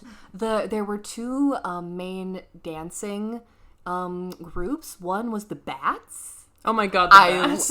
I love cape choreography. Finishing with the beginning. Amazing. They pop in and out. They're like the darkness. Yeah, the darkness. But when the show first opens, these 4 people come out in pure black, just straight up black, and like, we are the Bat Brothers, and we are flying around Dracula. Really I'm like, I was like, I'm in the right place. We got the Bat Brothers on active duty. And then Alucard is like in the center of the stairs, facing away from the audience, and I was going. It was a good call. Yeah, the intro was very fun. That's the stuff I think we saw online, was the intro with all the characters. And then the other main dancing group, besides the French villagers, were the Flames. The Flames. And that was so effective. Yeah. Because you could have, like, the flames surrounding Lisa. Yeah. When she's being burned by the villagers, or they could, like, represent a power blast. Or this or that. Yes. Yeah. Lots of sets. Fun. One thing I liked about the Bats, the very beginning when you show up, the thing you're allowed to take pictures of is they have this beautiful castle and these awesome neon green letters. Oh my God. And it took me a minute. The letters are moving up and down in the floating space with bat wings, and they say, Dracula, Dracula. But of course, you can read it backwards for Alucard. That's right! I Right. didn't even think about that. And the font for the letters is your name entry screen from Symphony of the Night. And they play probably the exact same music from the game for the file creation music when you're starting the play. My So it's like you're starting the game. So amazing. I would love to rewatch this if I can make it work. I don't know if I can commit to a Tokyo trip right now. I don't know when they're gonna go on sale. But God, if they get a DVD or something, I'll be all over that. Like I was so focused on the music and the adaptation that there's so much other stuff to watch. So this gets a very high grade for me. Very high grade. A minus for me. It's like 94%. It's a great fucking play. Great friggin' piece of Symphony of the Night. Yeah, the whole Maria. I thought we would be like bitching and moaning about the Maria Alucard thing. Yeah, it wasn't that weird. No, the most they had a duet, Yeah, which wasn't at all insufferable. well, for me, I was a little bit annoyed that they went and used Lost Paintings for that because that's really its own song, and to me, that's Alucard being melancholic before he kills his dad. But the fact they used Lost Paintings at all, and the fact they made it like the song for their important thing, Right. that was fine. That's fine. In the end, she stands in front of Alucard, basically, and then she reaches back and grabs his cloak and wraps it around herself, and is like, "Take me flying again! Yay! Let's go!" That was cute. Yeah. And that's the end. The ending was cute. You know, I think we mentioned now, I didn't put two and two together, but when they say 15 years ago, yeah, they aged her up a lot, and that really improves things. That improves things quite significantly. Thank you. Yeah. So, that is Akumajo Dracula, Takarazuka. But it's not the end of the story, is it? It is. That was the first half of the show. Okay, the first 2/3. Oh, well, right. Also, love review.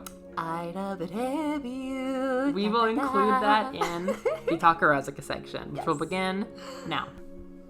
Hello. We are back for just generally talking about Takarazuka, which in some ways, despite the fact that I saw a Symphony of the Night musical with my friends, might have left a bigger impression than Symphony of the Night itself. That was a really cool day. Oh, I got this. Hi, everybody. So, we rolled in on the train. It was about 50 minutes from where we're staying. And Takarazuka, the town. We kept saying this is like Universal Studios, Disneyland. It is so beautiful, so picturesque. It's gorgeous. You could just walk around Yeah. for hours and enjoy. There's this big flower and tree lined walkway. Yep. Sort of on the main road. It is beautiful. It's surrounded by such pretty stores and pretty buildings to hold the stores with like a mix of Japanese and like other countries' architecture. It was so nice, and it's all in this kind of mountainous river valley kind of thing. So there's a lot of like rising parts and falling parts and curving parts. It had a really distinct identity, and I guess you could kind of feel how like there's been a lot of money going into the area for decades because Takarazuka has been successful for decades and decades now. I guess this probably must be the secret, you know. That must be their big thing. Money. At least near the station where we were. It was just And the theater, so nice. It was wonderful. Yeah. Yeah, and the Grand Theater itself That was fun. was okay. What amazed me is intermission. I usually during intermissions just try to stand up in my seat and not go out because it's always insanely crowded. Yeah. But it was so not crowded. You know what? Yeah, that's true. The women's bathrooms were crowded. Of course. But yeah, they had a good it's one of those things that some buildings can do where like they fit a lot of people, but there's a lot of small places to be. Yes. Like, there's a lot of small places to be, which always makes it feel like you're not in a giant open convention center. You're not in a crowded tiny room. Yeah, it feels like you have your little spot. Like the concessions booths that I went to. Yeah, very quiet. There was not much of a line. There were other concession booths on other floors. It was very nice and very compact. A little bit gaudy for my taste, maybe. But one thing I loved about the fancy designs is they had their sumire theme. They had this purple flower, and it was everywhere. And once I noticed that, like the glitzy crystal chandeliers had tiny crystal purple flowers in them. I didn't even notice. Max and I noticed that when we were walking. They were just had fucking sumides in the roof. Like, there are flowers on location everywhere. That is amazing. It was so fresh. I really enjoyed it. We got some food that I'll show on screen now, like the Dracula no donuts no do, which you would have to translate as the D for Dracula's D for donuts. I think D for donut is one of their standard ice creams, and they're like, no. It's the D for Dracula. D for Dracula's D for donut. Yep. Which was really good raspberry sherbet ice cream with donuts in it. The gift shops were really nice. You can put pictures of all like the fan pictures of the actresses. I learned a lot about the different actresses from those displays. I think the way we did our day, I would highly recommend, because we got there. So the doors to the theater open at 11:30? 12:30? 12:30. For a 1 p.m. 12:30 for a 1 p.m. show. And we got there maybe 10:30? Yeah. Yeah, and we were able to go we went to Café de Voila for 10:30. Well, first we were there at 10. We were there at 10, Yeah. and we went to the store inside the theater and the first store on like the first floor of the theater and the second floor store. The Quatre Revue. And there were hardly any other people. Yeah, it was perfect. Like maybe one or two others. Everything was stocked. There were got displays. to take our time, get exactly what we wanted. It was wonderful. Then we went to a cafe. A little hole in the wall. Yeah. A little spot, you could call it. I had looked up a bunch of cafes in the area and when they opened and their menus, and this place looked cool. Mm-hmm. So we go in and we are greeted by just, a waitress. Oh. Just some person. Some random person who likes to make pancakes. With a really good haircut. Pretty good haircut. Really good haircut. Barista type. Beautiful bone structure.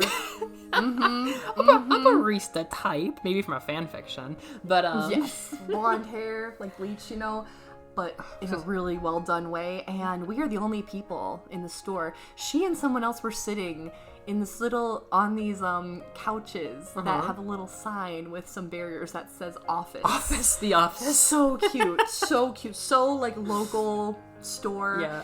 And she jumps into, serving mode, and we get sat down. We're in explaining Dracula mode. We are in putting Symphony of the Night in our friend Max's hands to have him see the intro mode. There is a special called Bloody Night Tears. And if I may.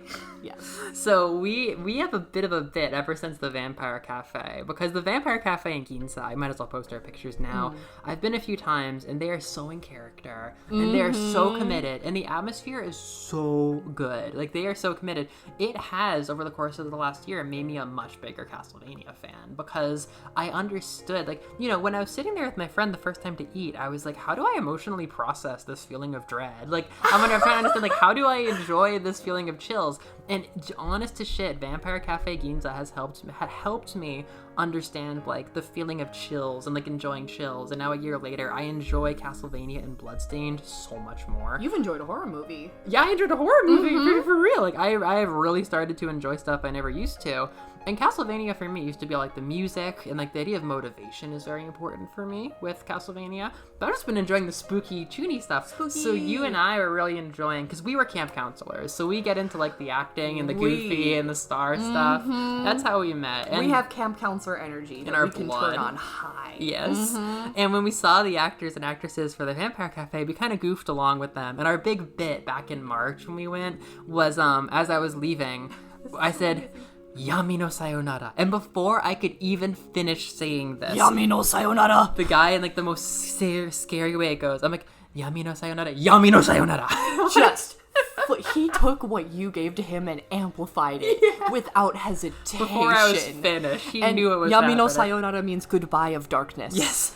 Farewell of darkness. Farewell of darkness. So for now. So whenever we talk about this kind of stuff, we're like, Yami no nani, like computer of darkness, podcast of darkness, and in review Castlevania, of darkness. there's a lot of Yami no chikara, powers of darkness. Power of darkness. And so actually, from my friend Ryuto, actually, in our lessons, we did a little bit of Chunibyo stuff, where he's the one who gave me the whoosh, the thing over my face, where it's Yami no sayonara. I do that a lot. So when we got the Castlevania themed pancakes she had, I was just having fun. So I was like, I'll take the Burari Naito Dori with like my hands over my face. And that got a really big rise out of her. And I think she liked us after that. So she started going on for the most basic fact she could have possibly dropped, which is, were we to look behind us, we would see posters when she was a otokoyaku boy actor in fucking Takarazuka. She was like, oh yeah. She was like, oh yeah, I speak a little English. Like, I was in Takarazuka back in like the early 2000s. Yeah. I'm like, what? I'm like, tocho shimashita ka? Like, engi ne tocho shita? She's like, yeah, I was in them. And we looked at the posters, and like, there was her as like, I don't know if she was a star in those posters, but she was there were pictures of her in costume. Like, she was part of the cast for a long time. She was a true blue. So like, there are like a couple, I think maybe... It's a very elite, very famous, very prestigious troupe. Getting a pulse of Takarazuka, I guess, is what this video is now. One thing that I really felt is that any actress on that stage could have played any of those roles. You said that, yeah. They are all that talented. Interesting story about that later, yeah. Yeah. So we enjoy our food. I got an Eggs Benedict, but it had pancakes, and it was so good. Fluffy pancakes. And, we're chatting with her a little bit more, and she is like, oh, well, we're doing a live tonight if you want to come by, and gives us these little, flyers for when to come, and we're like, okay, bet. What did we do next? Well, after that, we dicked around. We had a little bit of time. We went to the gift shops. We kind of took in the atmosphere. Yeah, we went to... What did we do to kill time? We got the ice cream. I don't know. We went back to the gift shop with Max. We went back to the good gift shop, and you were hunting for your Elizabeth. We might as well add that to the story. Yes. You're looking for your Elizabeth show that you really like, and that ran in like the late 90s. It's one of Takarazuka's most famous shows. Like, their most famous is Rose of Versailles. Okay. Second most famous is their productions of Elizabeth. They've done it a couple times. And this is what got me first knowing about Takarazuka, is I saw a single photo of one of the otokoyaku in Elizabeth. One of them. And that made me feel things. Now I have a Pinterest board of just that one show. So we were trying to find you a photo card from it, but they only had the recent ones. Yeah. But that helped to see a bunch of other outfits. Like, I saw some new favorites I had from recent shows. Like, I think it was Jubilee had the actor, the man and female lead in it had really good outfits. Where the woman had like a really cool, like, almost like modern scene aesthetic with like her leggings and stuff, but this very fancy, like, black, sassy, like, kind of a bob cut bags and everything. Well, I saw them in the gift shop because they were recent, and that's when they caught my interest. I saw them on the embroidered bags, actually. Right. I saw this, like, bob cut, sassy looking, like, fuchsia girl. I'm like, I would wear that. And then her boyfriend was just, like, pure white design, and I thought that was very captivating. And I saw more pictures of them in there and thought that was cool. But then eventually, we went to the Hall of Fame and saw the actual outfits, which was fucking rad. And I was like, those are my favorite ones. But I got to look at a bunch of different things, like the Symphony of the Night actors and actresses, and how they had like these alumni people come and play, like, I don't know, like this random fictional like mayor character they made. Yeah, I don't know what. Her things sold out so fast compared to the other ones, but she was barely in the show. She must have been like an old favorite. Yeah, come back for a special. It was definitely a cameo because she was not a major character in any way. Yeah, and she wasn't in IW debut afterwards. So. No, which is actually a fine enough time to go into what the fuck I love review. Yeah, so after Castlevania, we had a double feature, and we were like, what is this? Like, our tickets say there's another thing. And even on this tote bag of darkness I have, right beneath Castlevania Awakening in the Moonlight, which sounds like puberty, it says underneath, I love review. Straight up, like, in all of its campy, swirly goofiness. Like, so it was this full, like, no plot, just like pure theater juice, theater muscle, just like people singing and having like romantic little, like, I call it like a Fantasia, like random kind of dream sequences with no story connecting them. Just beautiful. It was the most Takarazuka ever to Takarazuka thing. There were peacocks. How many costume changes were there? Oh my goodness. I mean, there's so many 1 people. Hour. There's so many people changing so many costumes. Every single sequence, of which there were, I think I can count them in this program, so many had... I would guess like 17 plus. Yes, 17 plus. Every single sequence had incredible costumes. Very unique. So unique, so distinct. Not like quick... They were not quick change costumes.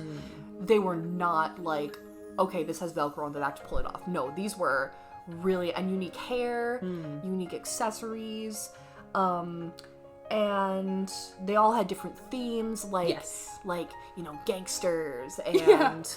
I was starting to fall asleep after half of it because there was no plot, and I already had like consumed my daily intake of vitamin T, and then I heard them going like, rah, like rolling their R's or whatever, like, rah. There were 24 oh my god different things. Jesus Christ. This is crazy. Can you do the gangster R roll? Because I can't do it.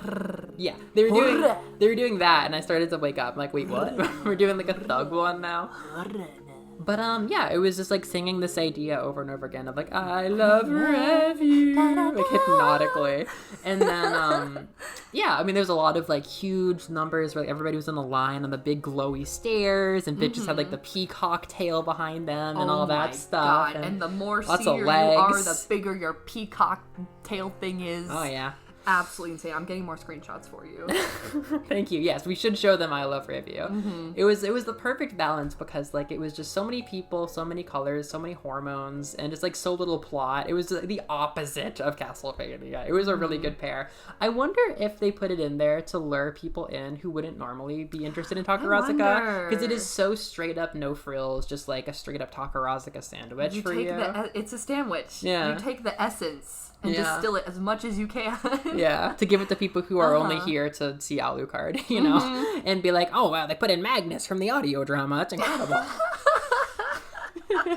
It was funny, I will say. So Takarazuka is a very mainstream thing. Even though it might sound queer as hell, it's very mainstream, which makes it the darling of English academia. But, you know, the people there are very fancy, and they're on their day out. You know, they're nerds. They have their oshis. They're very serious. I'm not saying they're not, but they're dressed like normies, and they're all, like, much older than me, and, like, totally normal people going about their day.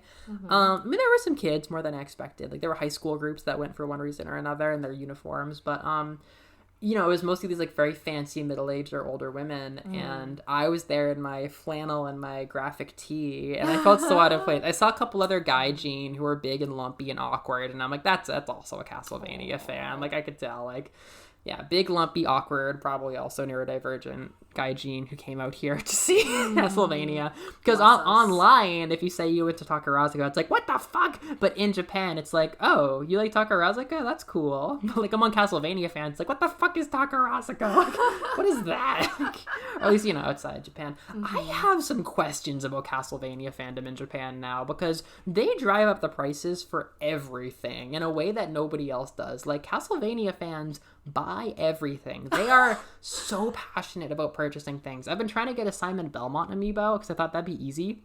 He's not anywhere. Amiibo stock is so good. Today when we go downtown, I want to find a copy of Symphony of the Night because nothing near me has one right now that I want to buy. And I want to find Simon Belmont. I want to find an amiibo. Like, nowhere I look has Simon. I'm like, are you guys this passionate about Castlevania that I can't even have amiibos in the country where amiibos are abundant? Like, what's an amiibo? Oh, sorry. They're tiny figures. Made by Nintendo. They're made by Nintendo, so anybody in Super Smash Brothers gets an amiibo. Oh, you have an Alucard one, right? Nendoroid. He's very cute. That's a much higher quality, but I have Richter. I want to get both of the Belmonts now.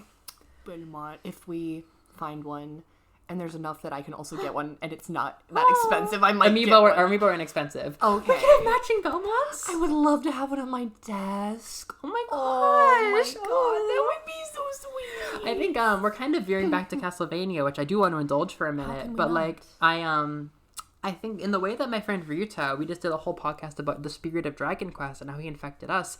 I was kind of happy with like how like my spirit of Castlevania is just growing and growing. Like, it's on one hand a very personal thing that I discovered like on my own with none of my friends getting into it in a very tough time. Actually, I will tease, I have a very big video coming out this year. I've been putting a lot of my heart into a very personal video about 3 years with Castlevania, which this will be a big part of. But I was thinking about ways to bring more Castlevania Castlevania into the backroom server that you're in with like some of the Melovania regulars, and I decided to in the way that we have like favorite slimes in Dragon Quest, I'm like, I think we should have hot-blooded discussions, like fists to the ground, like who is your favorite Belmont? You can't have two. Like, I want to make that a serious fucking way to like define somebody's personality. Like, I want to like get the spirit of Castlevania going. Like, who is your Belmont? No Jonathans, nothing. Like, no Magnus. Like, I imagine it's still Trevor for you though. It's not gonna. Nothing's gonna be Does Sypha count as a Trevor. Belmont? Oh, I don't think they get married. That's a sweet thought, actually. But Sypha's my favorite Belmont. I never thought about that. I feel like I have to disqualify her. I have to disqualify her. I don't know why. Because she doesn't use the vampire killer whip. I think it's gonna be, I am gonna say, people who use the vampire killer whip. But using the, it doesn't qualify Jonathan. Richter's growing on me. Yeah, I was hoping he would. This man's growing on me. I can't firmly say that he's my favorite because I do have a lot of spread affection, but he's so good. And he has two whole versions of himself to enjoy. There's you know? probably a Belmont hiding that's gonna be my favorite. I mean, Juiced is good. I like Juice is Juiced. good. Juiced Richter's is good. mom. Richter's mom is good. Richter's mom is totally valid. She's a vampire, whip wielding. Yeah. It's so fun. But no, it's just been fun, like, making the spirit of Castlevania real. I really love that our friend Max, he's really fucking good at fashion, and he made an amazing outfit. I asked him about it. He said that he doesn't dress like this all the time. He's only worn this gothy outfit once, but he came out, he's like, I have to wear this today. And he has, like, eyeball rings and, like, skull and red, like, necklaces, and it's, like, chains and all of this really cool, like, gothic horror stuff. I loved having him around in that. Amazing. I was told him that I was imagining what kind of Belmont he would be if he was Max Belmont. I'm like, he's the only guy. I think he's the only one who would like wield the whip amongst us. Although maybe I would wield the whip. I don't know. You made a Belmont OC with that dress-up thing I sent you, and I have not seen it yet. Yeah, now the audience knows. Sorry, you can edit that out if you need to. I want to see your OC. That's cute. No. I haven't actually made her in an editor. No, the concept exists in my mind. That could be a Belmont. But I was looking at all of his accessories, and I'm like, would he throw, like, eyeball weapons? I was looking at all of his little items, and I'm like, would Max have, like... Because you know Richter's fire is blue, right? Mm-hmm. So in the games, for some reason, holy water becomes fire. And that's always been a thing. And usually it's red fire, but Richter's is blue. Because he's so fucking blue. So maybe it's like a Jedi lightsaber. Like, maybe Max's fire would be, like, purple. I was imagining that. I like that. Anyhow, Takarazuka. Oh, we never even mentioned when we went back to that cafe. Oh yeah, no, we're not done. This is halftime. Bruh, my throat's gonna die. Oh, okay. All right. Well, then let's bring it to the finale. So yeah, we only began the story of Café de Voilà, which is right next to Takarazuka. It is run by. Well, okay, the owner was just a random lady, but like She might have been. Well, maybe she was. Who knows? So they invited us to their gig, and I didn't really know what to expect. And it was a group. It says Talk and Live. Talk and Live, which it was. It was like half entertaining, half music. There was like storytelling.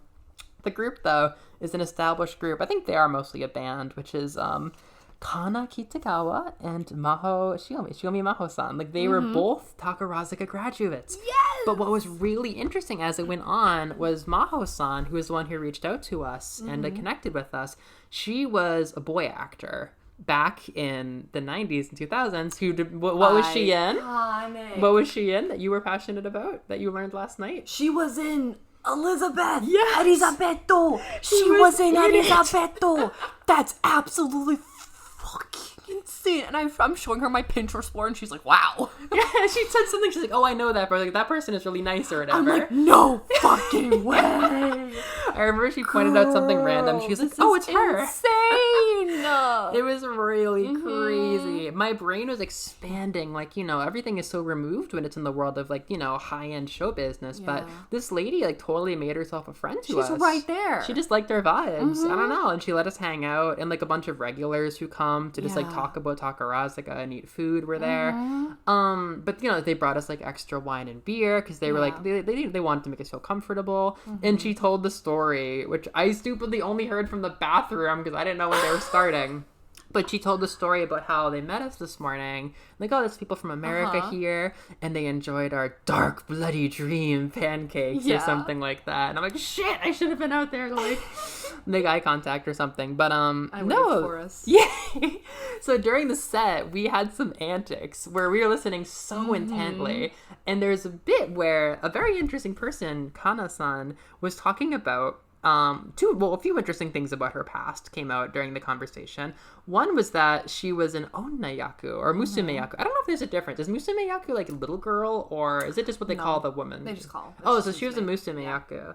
And she talked about how, like, you know, she was in a Detective Conan intro or something. Like, she made an intro for Detective Conan, and her band appeared in a music video for it. And in that music video, she was being, like, very girly and, like, splashing around in the water and, like, youth. And she's like, I'm a completely different person now. I was so lame back then. Because I would have thought that she was a boy actor back in the day. Because she had the same style as Maho-san. They were both super duper mask and, like, you know, short hair and stuff like that. That was, like, their vibe. Like, the picture for their third album, the review, they have, like, the poster right here. They look like butch lesbians on a dating app.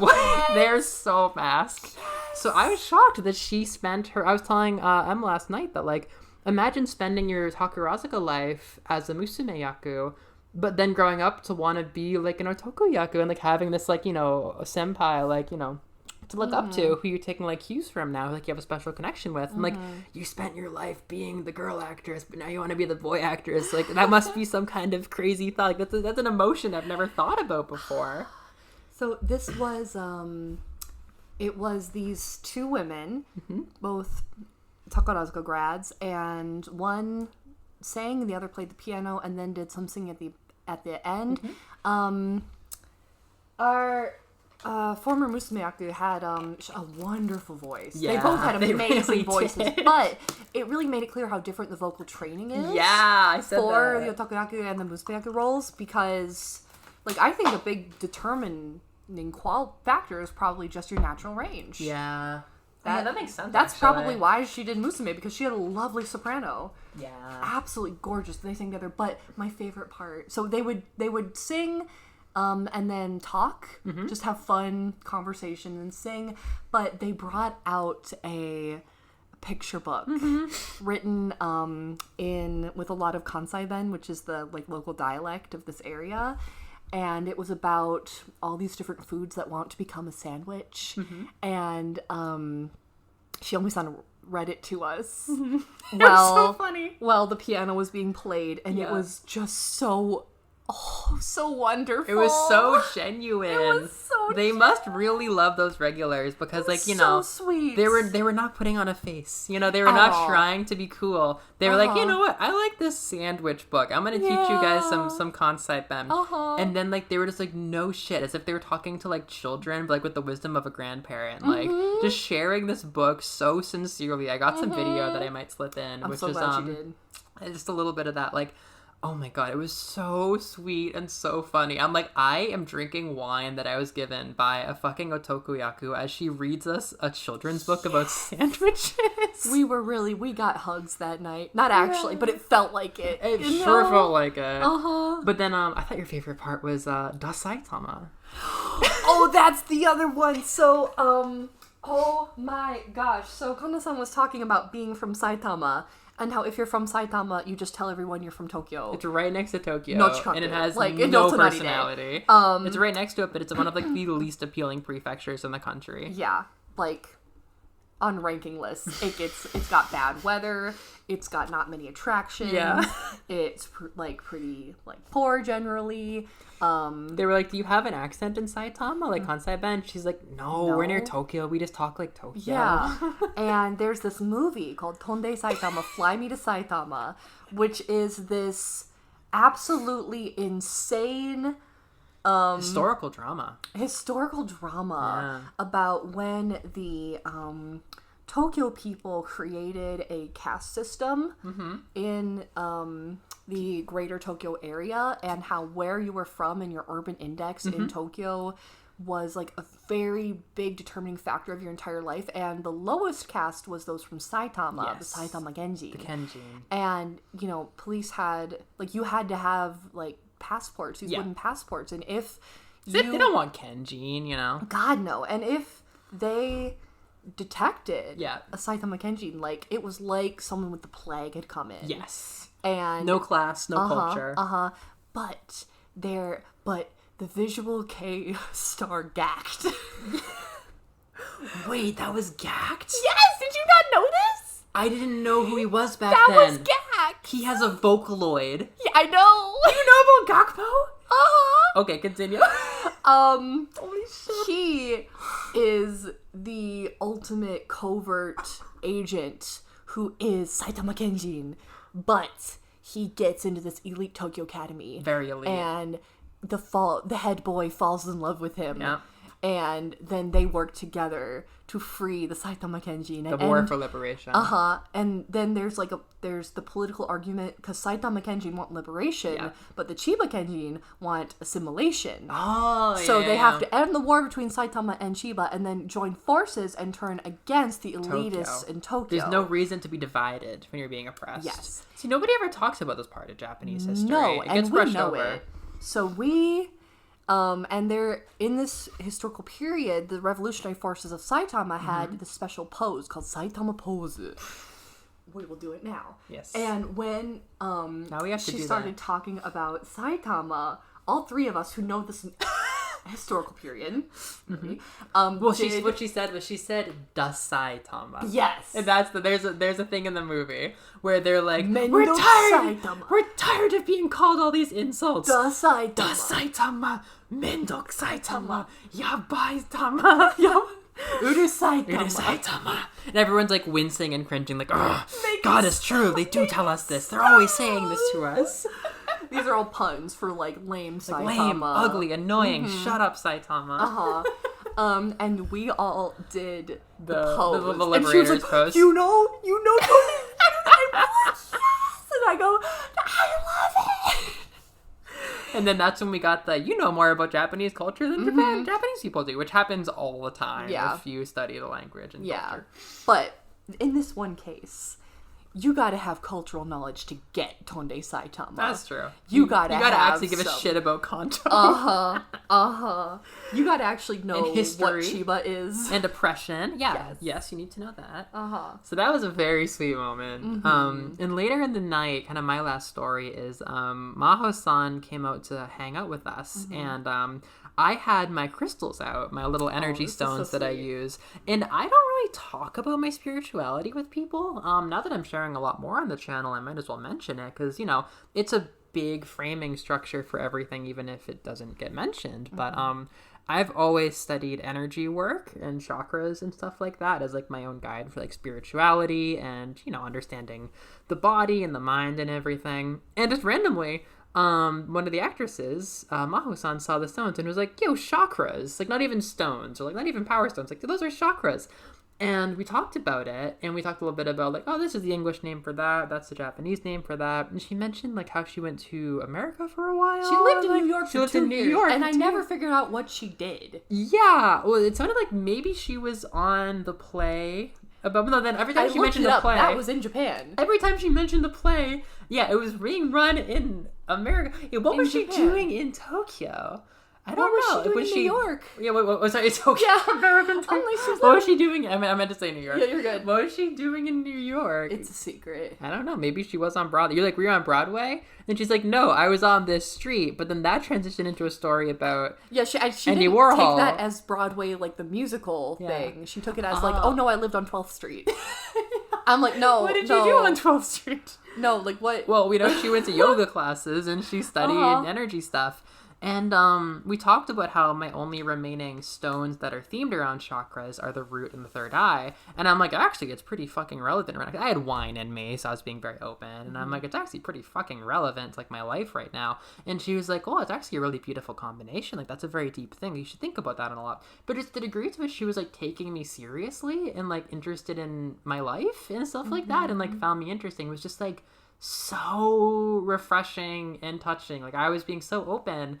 And I felt like we were very kindred spirits. Like, she kept saying, like, I feel a connection with you. Like, it's like, and we said, like, Michibi Kareta, which Ryuto taught us on the Dragon Quest podcast. Like, you were meant to be here today. Like, everything is connected. And then when we were leaving, I was saying like, oh, I'll watch your YouTube live sometimes. Like I do YouTube streaming sometimes. And then Kana-san was like, I'm a gamer. I love game music. Like we should talk. Like I want to see your game stuff. So we connected about that, and they were just really, really plugged into us. And I felt such like a kindred spirit moment because we were talking about like how we were all there together, Max, me, and Em, because of camp alumni. We were summer camp counselors, and we always say how that's shaped the rest of our lives ever since then. Like, it's a huge alumni thing. And in that moment, Takarazuka felt just like another version of camp. It just felt like, that's their thing. They do that, they move on, they go into the alumni world where they make, ads for billboards or Conan, or they run a pancake cafe together. Like, there's this whole world of different people who graduated that world, and we're not so different. And I felt really encouraged. Like, this is how it feels to be a performer. And I shared so many different things from this channel, and they were like, that's fucking rad. And I'm like, damn, I want to be like you. I want to keep doing what I'm doing. I want to, because they're like, like, I'm 39, she's 52. I'm like, I want to be like you when I'm that age. Yeah. Liars. I'm like, you make it look fun. I want to be like you when I'm that age. So I felt very touched. My God, they are coming. They're doing a show in Tokyo in December. And Seattle. And they're also in Seattle. You're in Seattle. Seattle on July... Is this the same one? Yeah. Seattle on July 13th, Sunday. It's at Network Tower, 1415 2nd Avenue, Seattle, Washington. Tickets are fucking expensive. $69. But it's like they're worth it's a special concert and an after party. And they are talented. They still have all that Takarazuka energy. I can send a picture. I can take a picture for this video. But they said that it's actually a part of like a Japanese organization thing. It's some kind of event, like a Japanese... No, there's like a Japanese festival. Yeah, so I don't know if that ticket gets you into everything or just them, but Wild Pancakes Plus. That's them. They're Wild Pancakes Plus. And yeah, they'll be in Tokyo in December. I'll try to see them. But yeah, that's the story of how Melovania was touched by Takarazuka, and some people who were trained in the Takarazuka hardcore world of theater we're like, that's fucking rad. Like, keep doing what you do. We're not that different. Like, shit. Cool. You are fucking rad. Damn. Hell yeah. Drink water to that. Say if anyone wants to get in touch with Takarazuka, there is, if you're in Japan, there is skyperfecttv.co.jp, which has, it's kind of their official streaming thing. I didn't know they had one. So there is no way to buy Takarazuka like shows online. They only do broadcasts. Like, so there's no on demand, and I've only found maybe like one shitty quality old recording of something because they are so serious about their copyright. And Yikes. which that's how you keep it, I guess. Yeah. But unlike Broadway, they still have access points where you can buy DVDs. Yeah. And they're like $100 in Japanese income. Like, they're only like 70 or something for USD. Oh my God, but they sell their professional recordings. Take a hint, Broadway. And then but Broadway doesn't even do that. No. Oh shit. Broadway has them. They all do pro shots. And then then they're never shared. Oh, Jesus Christ. Hamilton's on Disney Plus, and that's it. Like, oh shit. Yeah, but on Tumblr there is at Yozoragumi, which does regular shows with English subtitles streaming. This is Tumblr? Yozoragumi. Yeah. Oh wow. Yep. I've never caught one because they are in Amsterdam time. Oh yeah, that's tough. And I keep forgetting to check, but yeah, they do a lot of streams. I will say I might buy a DVD of Castlevania someday if I don't get to see it again. If I had a Blu-ray player, you do need a way to play the DVD. I think my CD player doubles as a Blu-ray reader. Yeah. They also had non-Blu-ray CDs. Oh really? At the store, yeah. I mean, I buy the soundtrack but they're too. Expensive. Yeah, it's fucking nuts. Maybe Nintendo takes notes from them. I'm like, another uniquely crazy big company who's like harsh about things and expensive and yada yada. All right, anything else before we finish? I had so much fun. Yay! I'm Thank glad- you for. I'm glad you're the type who can sit and talk with me about stuff. I'm glad I got to experience this with you. Yay! How does it feel now? Like a last note about this being your first 3 months with Castlevania. This is my 3 years. You I wanna have ride. had the best 3 months anyone could have, man. I got to play the actual game. I got to see Takarazuka Castlevania.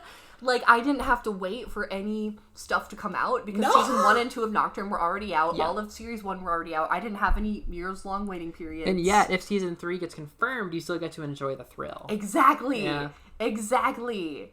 You got me in at a good time. I did. We should listen to some music together today at some point. Because you've had such a good experience where the games are only like a small part of it. Like they're there, but you've had such a good like multimedia thing. Yeah. It's a good multimedia franchise. Like obviously Konami's a shitty company, but I am glad. I'm glad that they take the multimedia thing seriously, even if they aren't making games. It doesn't justify it, but you know, even if the games came back, I would want them to keep doing the multimedia thing. Like it's a cool multimedia property, but maybe people would be pissed at me for saying that. Like, no, they should have been making a game. How dare! Play Bloodstained. Just go play Bloodstained.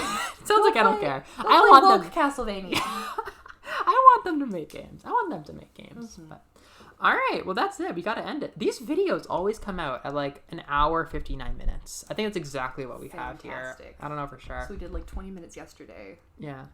I love it. All right. Well, this will be out eventually. I love review. I love review. I love review. Classic Castlevania song.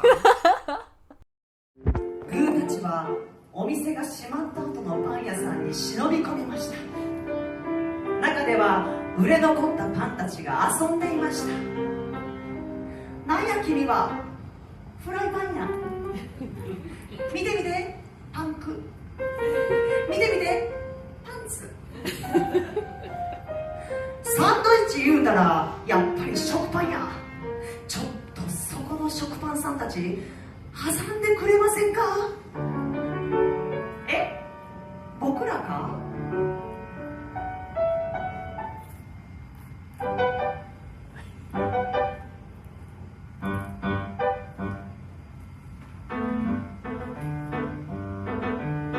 挟む言うたらこうか？違うがな。パンがパン挟んでどないすんねん。